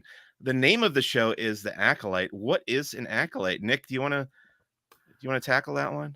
I think that there is just the definitional aspect of what an acolyte is, and I think that we're seeing that being played out on both sides. But I think specifically this show is mythologizing the word acolyte as a specific role that is assumed on your ascent to the dark side. And I would like to say Sith, but I don't know that the show has fully committed to the word Sith at this point, so I'm not going to say that. But the idea of that ladder of darkness, I think the monologue that we get at the end of the first episode from whoever the dark side lord of this is, pretty much speaks to the idea of the acolyte is an initiate. The acolyte is, in the way that we've seen Darksiders may not have an apprentice, but they have this other heir apparent, these assassins that we've seen with the Sith before, who then perhaps become apprentices. I interpret it as a kind of an esoterica of, this is a role that you assume when you are attempting to plunge the deepest depths of the dark side. What did you think about it, Mike? To be honest, I didn't think about it as much as you did. That's for sure. So I love your explanation, but I was just trying to come up with, what do I think the actual definition is, which to me it's just basically like an apprentice, right? Is that by and large what that means? Yeah, your acolytes, those who run in your circle, those who learn from you, those who are present for your teachings. I think that in our world, in our linguistic landscape, many of the characters can be considered acolytes who are struggling with their trainings and who their masters are, and learning more about them, and kind of justifying their own, as you said, soul, fantastic character, perhaps not your prototypical Jedi master. And so Jeckie, who is much more stringent and kind of Vulcan in her attitude, is going to learn from that and hopefully take in, because ultimately I do think Soul, who has openly been speaking about being inspired by Qui-Gon Jinn as a character outside of the fiction, is not necessarily your straight button down Jedi. And I think that is a benefit for anyone, because we have the extra textual knowledge that the Jedi are a failed order that will crumble. And so, the ability to learn from both the weaknesses and strengths of your master, that's one of those things that has become extremely important to the thematic landscape of Star Wars. And honestly, there's a lot of aspects to the storytelling here that I think are very evocative of themes being explored in The Last Jedi. And certainly, Leslie Headland has spoken to similar inspirations like Rashomon. Because obviously we have this past event, much like Luke confronting Kylo, that we're getting different people's interpretations on. And obviously it was a very difficult night, because the raw facts of what happened are in contest. Who died, who didn't die. And so I think, we're either in for a revelation that the Jedi allowed the fire to occur and did not attempt to save May, or even worse, that one of the Jedi started the fire themselves because they had a vision of what May could become. Jackie Lon, by the way, is played by Daphne Keene, who I know best from Logan, I think, the Wolverine movie, Logan. If I had to pick a number 2 favorite, I think it would be her. And you said she was your favorite so far. I think she's very charming and just, she's an absolute relatable moment for a young, like as a child. You learn the rules and then you realize the kind of subjective nature of the rules, like you have that, oh, I want to do the right thing, and so I'm going to follow the rules, but then you see that life doesn't necessarily let those play out like that. And so watching her contend with meeting Osha and seeing someone who lives a different life, and it's like, oh, what, she was where I was, but now she's somewhere else. It's like when you're young and you meet a new family for the first time and you're like, oh, they don't do things the same way I do, and so she's emerging in the galaxy, and Soul literally says it, this is her first mission. So she's known those temple walls for so long, and now she's actually meeting the galaxy. And so I think that's always a pretty compelling story. And also that conversation that Jackie has with Soul about having connections to, because he's meditating on this hologram of Osha, and she comes into the room and says, well, you shouldn't have this connection basically to your former Padawan. And he throws it out the window, like, oh no, it's important to remember your past or you're going to repeat it, which feels like a real reprisal of the first scene in the Phantom Menace, where Obi-Wan and Qui-Gon are talking about being mindful of the future, and then Qui-Gon corrects him, not at the expense of the moment, and it's one of those things where it's like, Yoda told you this, but Yoda doesn't know everything. Let's see. Rebecca Henderson is playing Vernestra Rowe. Rebecca Henderson is the wife of Leslie Headland, by the way, and I think she's doing a good job with Vernestra kind of taking a leadership position in the show, graduating from where we saw her in the books and comics that you can check out from the High Republic. Jodie Turner-Smith is playing Mother Anastasia, and we haven't really met her in the show in these first 2 episodes, but she does briefly appear in one of those visions that Osha has. Oh, is that right? I don't think I caught that. That's why she's credited in that first episode, but I have a feeling that we'll be getting more of her very soon. Carrie Ann Moss is Master Indara. I asked this of the Skywalking Through Neverland folks, did you have any inkling that she might not make it through that opening scene from the get-go? I didn't have an inkling because, again, I wasn't meticulously analyzing frames of the trailers, but in retrospect, it actually makes a ton of sense. I obviously, I think we're in for some real flashbacks on that evening. And she was there. So I suspect that she will have a great presence in the show. But also, even if she didn't, in retrospect, it's like, oh, yeah, your big name star. Sometimes you can't afford them for the whole thing. Like, you put them in this, the killing off of the main star is a tried and true tradition. So, yeah, exactly. Joseph wanted to say he agrees with the comments that this may not be a Sith. Kylo Ren was not a Sith, right? Kylo and the Knights of Ren were servants of the Sith and a part of the faction of the Sith. Perhaps acolytes are a faction. Yeah, and I mean, particularly in a world, absolutely, where we are in a post-Rise of Skywalker world where the concept of the Sith Eternal exists, and the idea that, yes, there may be one master and one apprentice, but that doesn't mean that there aren't support systems and reams of followers who are supporting those Sith in the ways that we saw on Exegol in the crowds. There was those stands of people who were in the cloaks. And, perhaps they aspire to one day be the Sith, but, mathematically only 1 and 1 for each generation. Right. But I think that opens up, and throughout all Star Wars right now, which is refreshing, both Jedi and Sith, the idea of the dark and light side of the Force are bigger than the dogmas of these two organizations. Yeah. And so ultimately, is this acolyte relationship that we're seeing an expression of a divergent interpretation of the dark side? Perhaps. or perhaps it goes straight in line with the succession of the Sith that we will witness with Darth Plagueis and Sheev Palpatine and all that. Maybe it's separate from that. I will say, I think the storytelling here is strong enough that one of the emotions that I had walking away from this is, oh God, this is so Star Wars, that if this is indeed specifically about the Sith and that particular lineage, I'm perfectly fine with that. I am perfectly fine with, because I think the storytelling is at a level where if this becomes the new Magna Carta for the dark side, the storytelling is strong enough to support all that will come in terms of the interpretations and all the things that splinter out from that afterwards. So yeah, I'm very open to either path. If it is Sith, if it isn't Sith, obviously we're still talking about the same general dark side that the Sith represented. So thematically it's the same. Whether or not it's literally them, I don't even know it's necessarily that important. Have you read the novel Shadows of the Sith by Adam Christopher? I'm reading it right now, Oh, actually. okay. Yeah, that's a I great. haven't finished it yet, but I'm definitely enjoying it. When you talked about the Sith Eternal, which were, I think those were all the guys that were hanging out in Rise of Skywalker, that made me think of that book and how much I learned about the Sith from that. And side note, we learned that Rey's dad's name is my middle name. Okay, that's amazing. Love it. Let's see. Continuing with the cast, Manny Jacinto is Chimere, I believe is how it's pronounced, or is how May pronounces it. Right.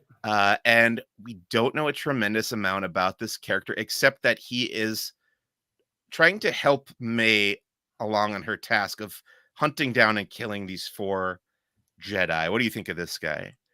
Very duplicitous, obviously knows more than we think, and is aware of her whole situation. She's not certainly speaking in veiled terms. He's aware of the Master. He's aware of her training.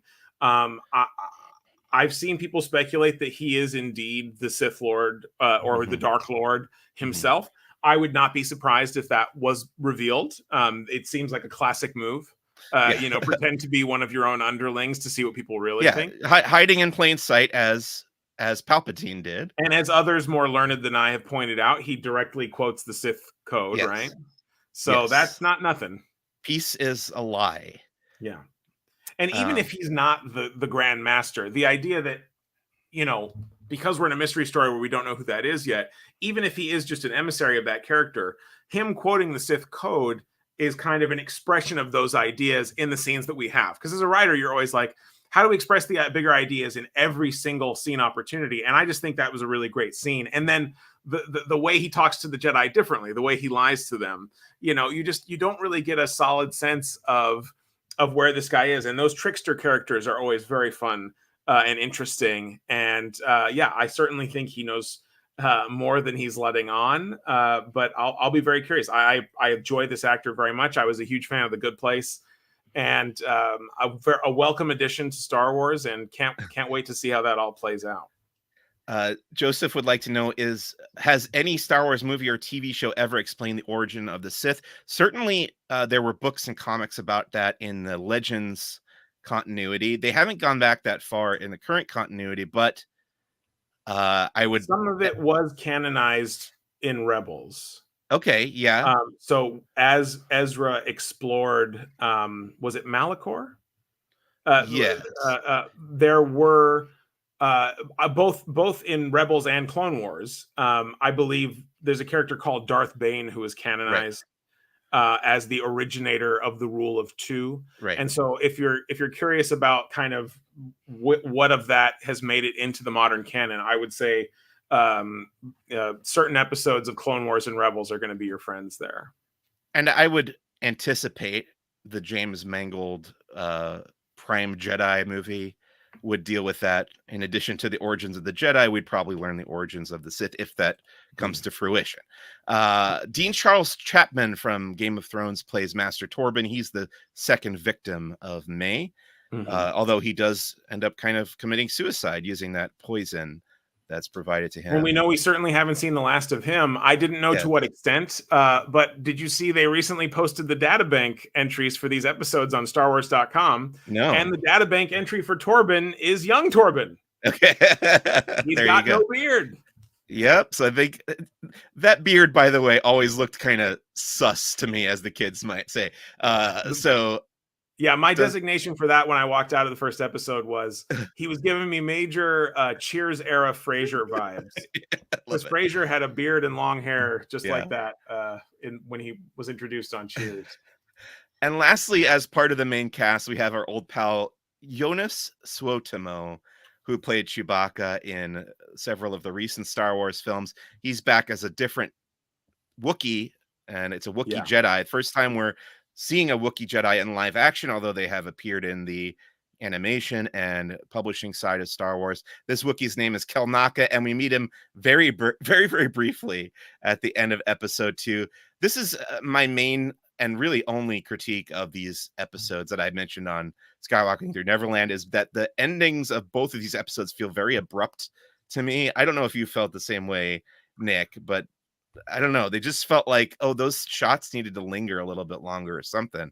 Because it I hear just, what you're saying yeah, from a strict pacing perspective. I understand what you're saying. I think for me, it played just fine because something I really appreciate. And again, I'm only going off 2 episodes, so I might eat my words with later ones. But at least in terms of these 2 episodes, yeah, they really are so much episodes. Like, yes, it is serialized in the sense that the story is ongoing, but tonally, location wise, it really, in my mind, each episode really feels like it has an identity. It has a beginning, middle, and end. yeah, And when I think of Soul and May on the cliff, and when he says, "I believe you," like, to me, that is the emotional climax of that episode that right, really says, "Yeah, we're going to pinch that off right here." And so the idea of having a stinger on the end of a TV show episode, that's to me very natural. Like, it's a callback to me to the origins of television. Anytime you would watch, like when I was growing up, I was growing up in the 90s, but I was watching a lot of 60s television on Nick at Night. And one of my dad's and my particular favorites was Lost in Space. And they would literally just chop on the first few seconds of the next episode. And then right, they'd say, tune in next week, same time, same channel, and it's like, to me, that is it feels like a television thing. And that's what I love so much about this. As much as I've been saying how the language of it is cinematic, and yeah, yes, God, did I love watching these on the big screen. Structurally, I love how much this is a show. Sometimes the other live action shows really just kind of feel like movies chopped up. For me, the kind of difference in perspective, the number of characters in the ensemble, and the idea that later we will have this kind of Rashomon look on one event, it feels like the best of both classic television and now the golden age of television. When I think of something like, we've talked before about our love of Damon Lindelof, and kind of when yeah, I think of like The Leftovers, it's like there are events. Yes, the show is serialized in the sense that the story is being put forward, but we're going to see the same event from different perspectives. We're going to get the lens of a great ensemble, which is something that movies can do, but they're not necessarily as adept at them as television is. So that's kind of how I wrote off those little, it's the classic serial cliffhanger. It's like, oh yeah. my gosh, there's a guy with the red lightsaber, and oh my gosh, there's a Wookiee Jedi. And it's like, more to come, more to come. But it's like, by that point, really, the episode is over. The episode's over already. Right. I did see someone comment somewhere that they thought maybe those, especially the Wookiee one, might have been borrowed, like in the editing process, they might have borrowed the an early scene from the next episode to put at the end there. And I almost could, you don't think I that don't might have think so. happened? I Okay. would cast a lot of doubt on that, because from a writing perspective, those two, because we're talking about 2 particular scenes, Yeah. those scenes to me play like they were written as stingers. I think Okay. if those, like, for example, particularly on the beach, if you were going to write that scene to lead into further action, you wouldn't write it that way. Same with the Kelnaka scene. I don't suspect. I think you would introduce them, even if you wanted to do it in a similar way. The exact way you wrote Yeah. it wouldn't necessarily be like that. Like the degree to which we're lingering on like 2 random people who clamber onto his whatever. If it was the beginning of an episode, those might be people we would follow. Yeah. And maybe we do. Look, I haven't seen any more episodes, so again, I might eat crow. But as they exist right now, they feel very intentionally stingers to me. I don't get the sense that there's been Okay. any editorial shenanigans here. But Okay. that's just my taste. Fair enough. Let's zoom in. I just really quickly want to zoom in on 3 other departments here that contributed to the show. The production design, which I just think is wonderful. Oh, Everything definitely looks like Star Wars to me. And this was done by Kevin Jenkins, who has done Star Wars in the past. He worked on The Rise of Skywalker, among other projects. Did you have anything you want to say about just the look of the show and the sets? It's threading a really delicate needle, and I think it's doing it wonderfully. The sets and the costumes and the creatures and the droids and everything, like it feels unabashedly Star Wars in a way that maybe some other Star Wars shows might be a little more ashamed of Star Wars. I think that just the volume of background weirdos and the way these sets are being designed to both dovetail with the prequels, but also be their own thing. Like there are these subtle differences that speak to a real sense of style and a real sense of originality. So production design wise, yeah. And production design and cinematography. Like the other thing I was really getting, because I was watching it at home, because I fortunately we have a Dolby Vision TV here. And so watching the HDR version of it, I love that they're allowing the show to be grainy. Grain has become a bad word in 2024. You have classic filmmakers stripping all the grain out of their movies and making them look like plastic. But the fact that this movie is allowed to be grainy, as it should, it's an optical artifact of lens-based photography, and we kind of have to embrace that as an aesthetic. And I love that they've done that. So visually, yeah, I'm very happy. And then aurally, not orally, but aurally, the music, the music, the score by Michael Abels. I know him from the Jordan Peele horror movies, which I'm a big fan of. I bought Peele, absolute genius. Before I even knew Michael Abels was working on Star Wars, I went out and bought the vinyl release of the Us soundtrack because I just love that score. He also did, Get Out and Nope. Now he's doing The Acolyte. What did you think of the music for this? Really loved it. Like in a way where I don't think I was even thinking about it at first. Like there was so much else going on in the show. But when we were seated at the premiere and the show starts, there was a couple of key moments where I sat back in my chair and I was like, oh, this guy. I mean, I knew he had the goods because I loved the Jordan Peele movies, but Star Wars wise, this guy speaks Star Wars music. Like there's a couple of moments where I'm like, again, I would not make musical claims. I'm not David W. Collins. I don't have the soundtrack show. I can't speak as eloquently to the specific notes. But so that's why I won't say there's necessarily quotations because I know that there's probably a rubric for what counts as an actual quote, right? But there are certainly moments where I said, oh my God, that sounds exactly like it's out of The Phantom Menace. If it's not a quote of it, it is absolutely tonally like it could have been on the cutting room floor of The Phantom Menace. Mm-hmm. Like I'll tell you the particular shot. It's about 15 minutes in. So when Osha is loaded onto the prison ship, and it detaches from the larger Trade Federation ship, there is this little string that I have a couple of moments in Phantom Menace where I have the timestamps where I'm like, listen to that. It sounds exactly like that. And it's like, I won't even say it's like a classic leitmotif that is like, oh, this is Qui-Gon's theme. No, this is more like the type of music they associated with the Republic, and with the Jedi as emissaries of the Republic. It is tonally identical. And I was just that was something I wasn't expecting. And it's like, it just feels like some real respect. The second one is, I don't have a timestamp for the show or anything, but there is an emerging, obviously the original music, which sounds much in line with Star Wars for me. There are motifs that I think I'm starting to detect for May and Osha as twins. But beyond that, there's a general sense of what I would call like a mystery theme, which sounds uncannily like the mystery theme from Attack of the Clones. Yeah. Which is another detective story in the Star Wars universe. But there is, and that one is literally called, there are two different mystery themes. And I was looking at, the John Williams fans have this great spreadsheet of all the leitmotifs in Star Wars. And I was kind of trying to look through it.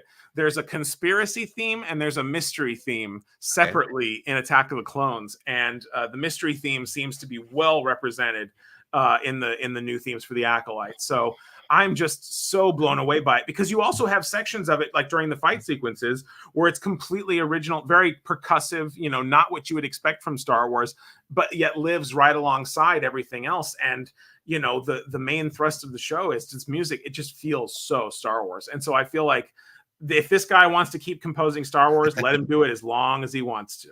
I'm looking forward to, usually about the halfway point of these series, they've been releasing like volume 1 of the score on Spotify. So I can't really, to me, the score kind of disappears which I think is the intention Yeah. when I'm watching the show. So I'm looking forward to listening to the And isolated the one score. way you can kind of do that right now Yeah. is the end credits for the 2 Yeah. episodes. They actually don't seem to be original end credit suites. They actually seem to be stitched together from Okay. cues from the episode.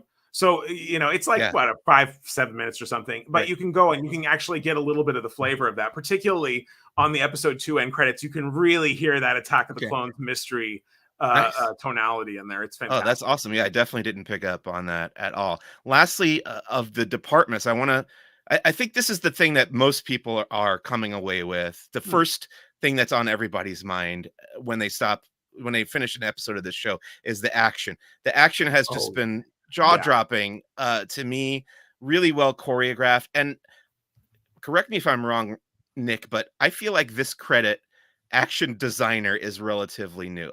Has that been around for a long time? Because I feel like there was fight choreographer, but now it's action designer. I can't say that I have gone and looked for it. I've Yeah, never noticed it on any of the other Star Wars projects. Now, that yeah, being said, I suspect the role has been credited in other ways. Like you said, stunt choreographer, stunt designer, that kind of thing. yeah, Like, I think that would generally be it. Obviously, this show has a level of action that required even more than that. And yeah. so I have seen that credit on non-Star Wars things. Okay, So that it is an emerging thing because it is absolutely a role. I would say in the modern terminology, Nick Gillard was not credited this way, but his role on the prequels was the same as that.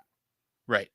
Okay. So action designer on the Acolyte is Christopher Clark Cowan, who has worked on the Marvel Studios stuff. He did Shang-Chi Oh, yes. and the Legend of the Ten Rings. So Oh, that makes uh, perfect sense. the fight scenes are great in this show in the Acolyte, and And very I'm revelatory of character. That's what I think yeah, is so important. right, It's not just that the choreography is spectacular. And here's the important part, because a lot of things have great choreography. The cinematography supports the choreography. The camera, and I'm assuming this goes heavily into what an action designer for this type of thing would do, is how do you choreograph the camera as a third participant in these two-person fights? yeah, Because it is such a part of it. But you are learning between both Indara and May, and then later with May and Sol. You are learning about them and where yeah, they are and how they relate to that person, and kind of this seduction, this dance of, oh, I do know you. Oh, no, I don't know you. What do I know about you? How can I learn more about you through this dance? And, obviously hook, line, and sinker. I'm a big fan of martial arts. I'm a big fan of ballet. It's all the same thing. It's using the body to express character and story. And I think this show does it just about better than anything has. And my God, am I excited for because look, these have been hand-to-hand fights. When this show gets to some saber combat, I am salivating to know what it looks like. yeah.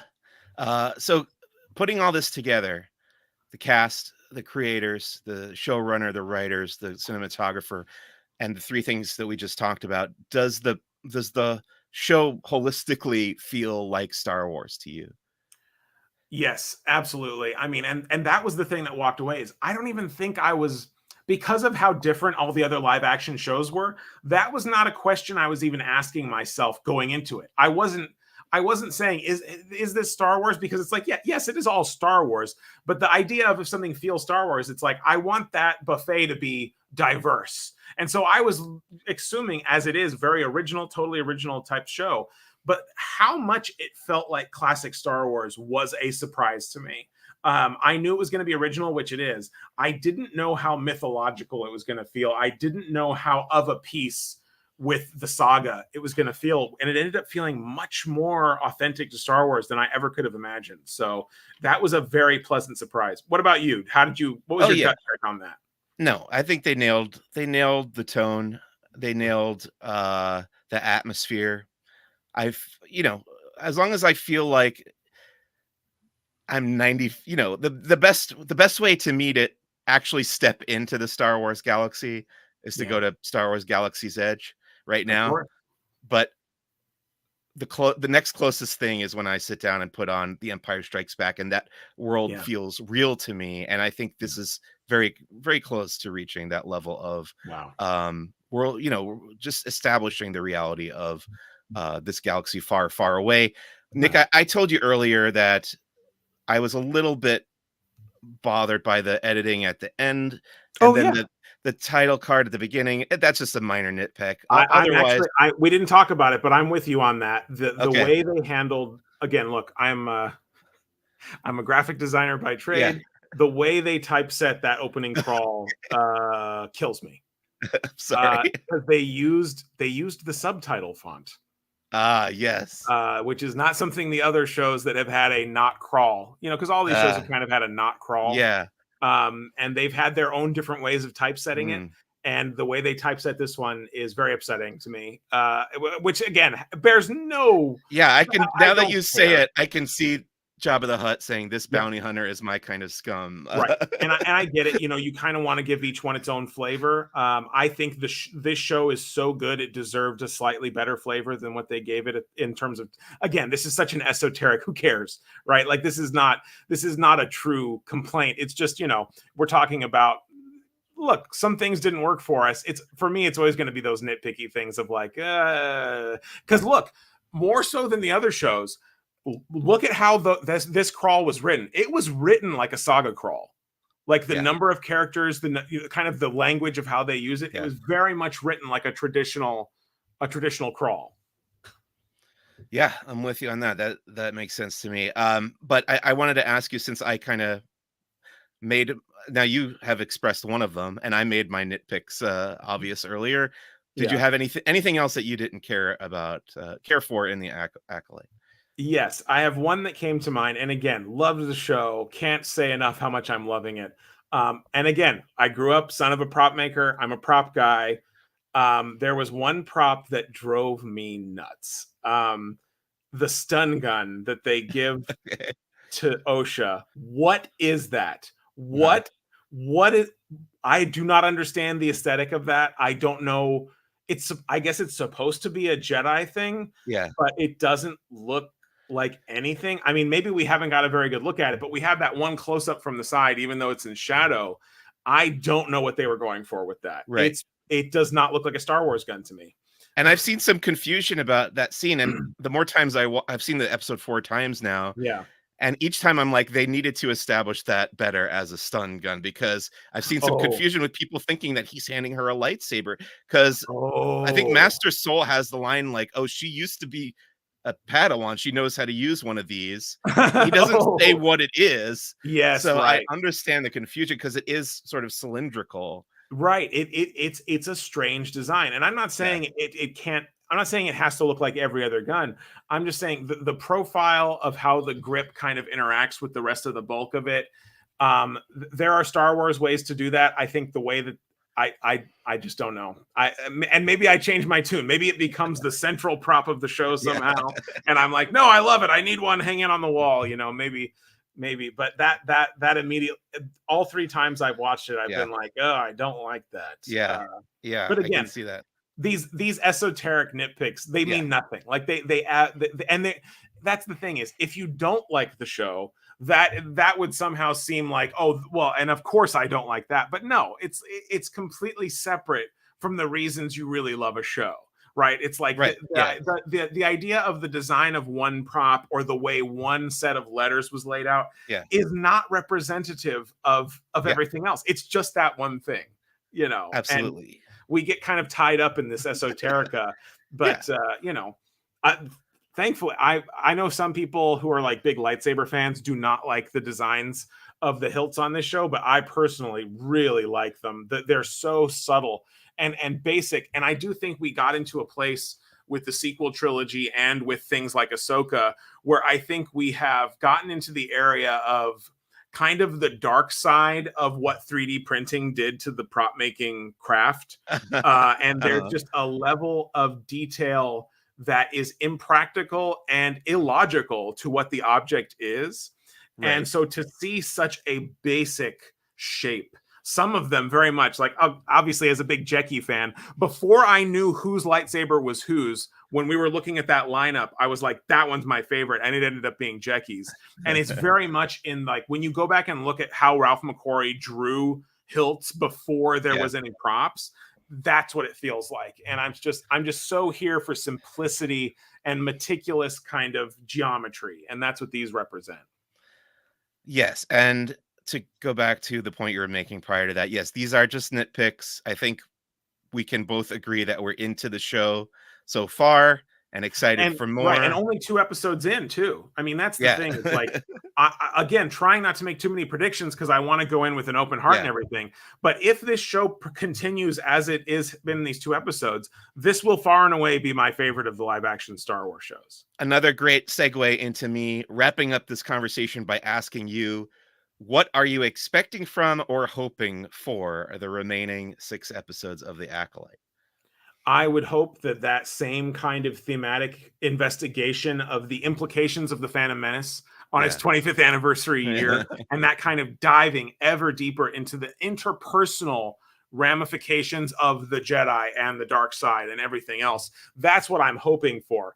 In terms of specifics, it would be great to have one really solid lightsaber battle. That is a lightsaber on a Right. lightsaber. Lightsaber on lightsaber. Yeah, Yeah. that would be great. It's okay. And I'll just come out and say it. Some people don't want Yoda to show up. I want Yoda to show up.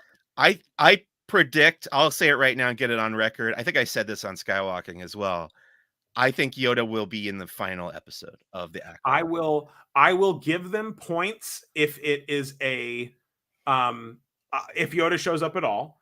Yeah. I would not be shocked if they utilized the CG model created for Star Cruiser. Okay. Because the CG Yoda created for Star Cruiser is completely separate than any other one that they've used. That being said, my heart would soar if the Yoda that showed up was the puppet from the Phantom Menace that was then replaced. I deeply that would be shocking and wonderful. I deeply want that Yoda to show up. Okay, on that note, let's wrap up our discussion of The Acolyte. I do want to say, Joseph, I see your next question in the comments, but because I have seen the next 2 episodes, neither of which have Yoda in them, by the way. Spoilers, sorry. That's just good expectation setting. Yeah. I do not want to answer your question, and I'll just leave it at that. Thank you for posting it, but I'm going to steer clear of that one.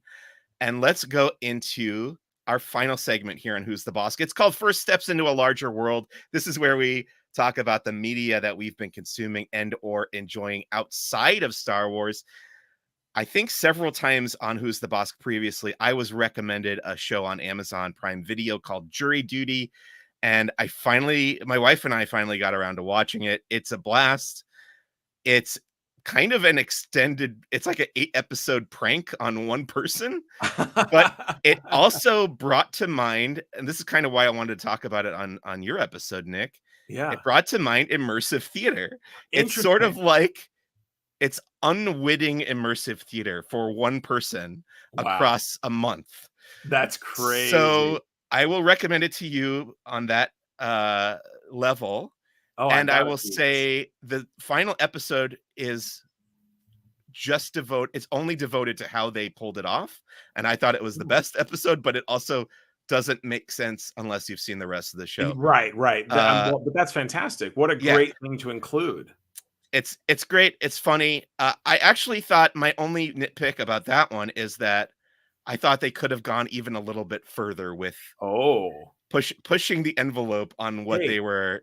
Don't get ahead of them. They'll do a season 2. Yeah, there you go. That's all I'll say about Jury Duty. Check it out. It's really fun. Recommended for fans of The Office. It has a comedy sensibility similar to The Office, and that's cool. If you're a fan of the actor James Marsden from the X-Men films, you'll enjoy this as well. Nick, you mean what Enchanted films? Yes.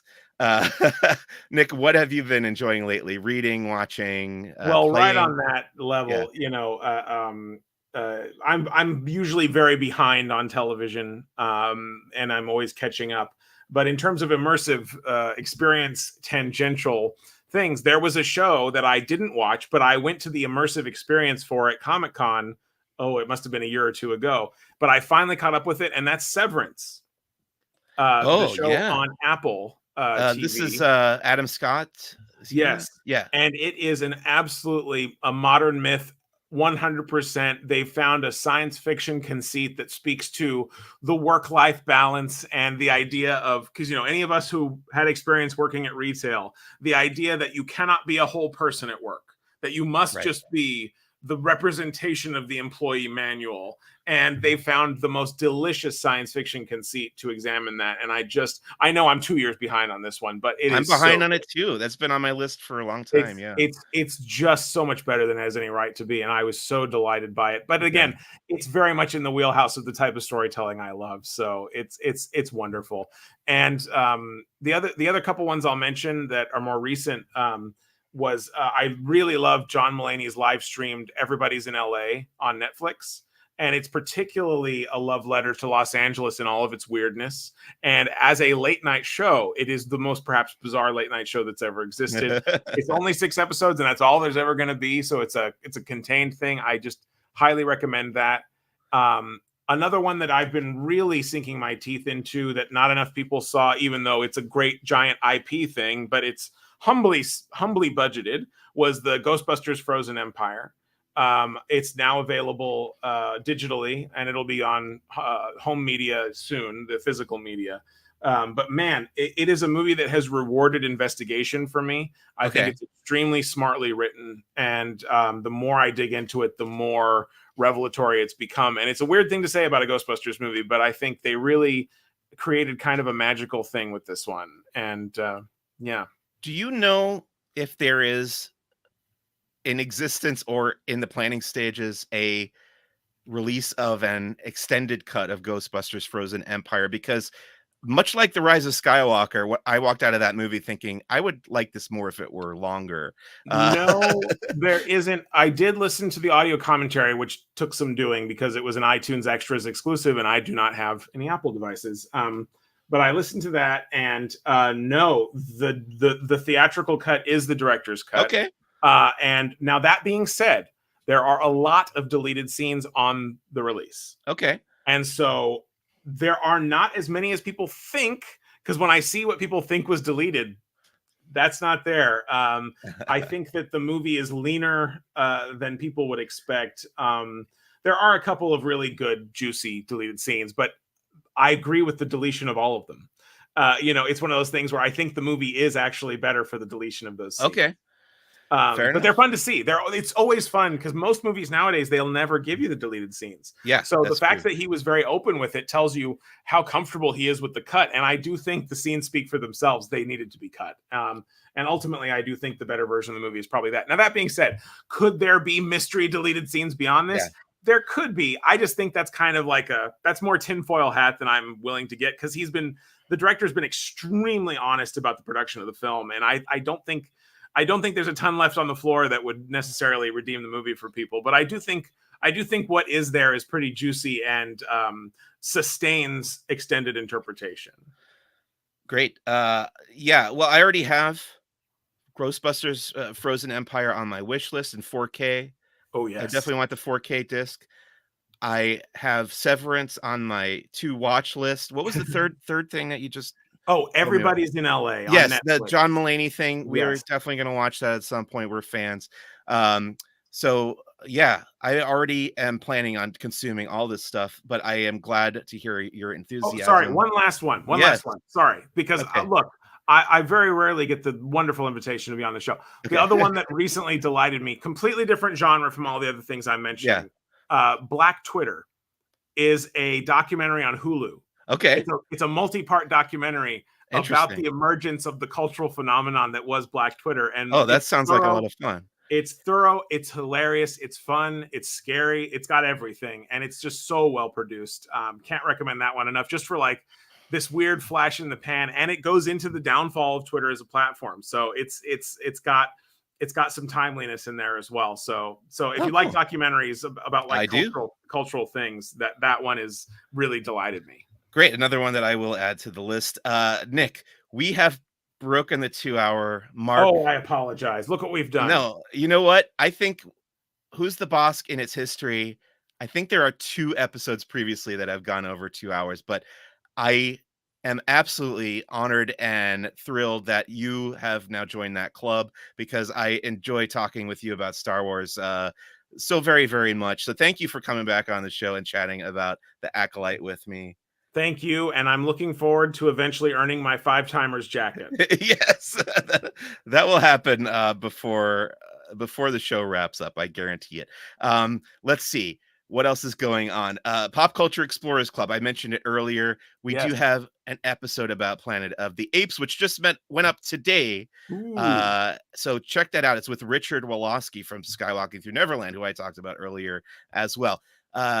Next episode on Who's the Bossk, we'll be talking about the Acolyte episode 3. So come back for that next week. And I forgot to ask you, Nick, where do you want to send people if they would like to find you anywhere on the internet?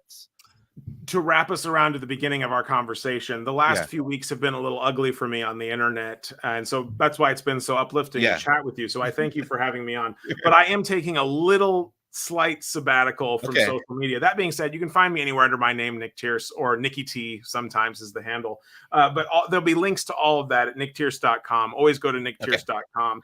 Because if I decide I'm going to delete everything, that'll be referenced there. Or if there's some new fangled, as we speak, a new social media is being invented that we'll all love to join, I'll post a link there. The other thing I'll say, you've got your Pop Cultures Explorers Club. I have my other great fandom effort is Tomorrowland Times, for which we publish 1 episode a year, which I think is the perfect pace for a podcast, especially if you're really in deep. So it's for the Disney Tomorrowland movie that came out in 2015. Yeah. And once a year, I'll interview someone who worked on the film in some capacity, or the expanded media around the film. And this year we interviewed the gentleman who designed the actual pin for the film, the iconic Tomorrowland pin. Yeah, I've got one somewhere. Clint Schultz, he's a genius in the graphic design field. He also did all the helmets on Top Gun Maverick. And he's just a really nice guy. And we had a chat on the Disney lot in Burbank. And next year is the 10th anniversary of Tomorrowland. So stay tuned for the next year's episode will be a big one. Someday I have to get you and my wife in the same room together. She won't do the podcast, so it can't be there. But just to have you talk about Tomorrowland with her, because she has some thoughts on that film. We saw it together in the theater. Perhaps I can offer some therapy. Okay. That is going to bring us to the end of this week's episode of Who's the Bossk. Thank you for listening or watching if you stuck all the way here through to the end. My name is Mike Celestino. As always, please visit laughingplace.com for all your Disney news and opinions. Thanks again to Nick Tierce for being my wonderful guest. And follow me on Instagram at Who's the Bossk Pod. See you next time. Thanks again. Bye.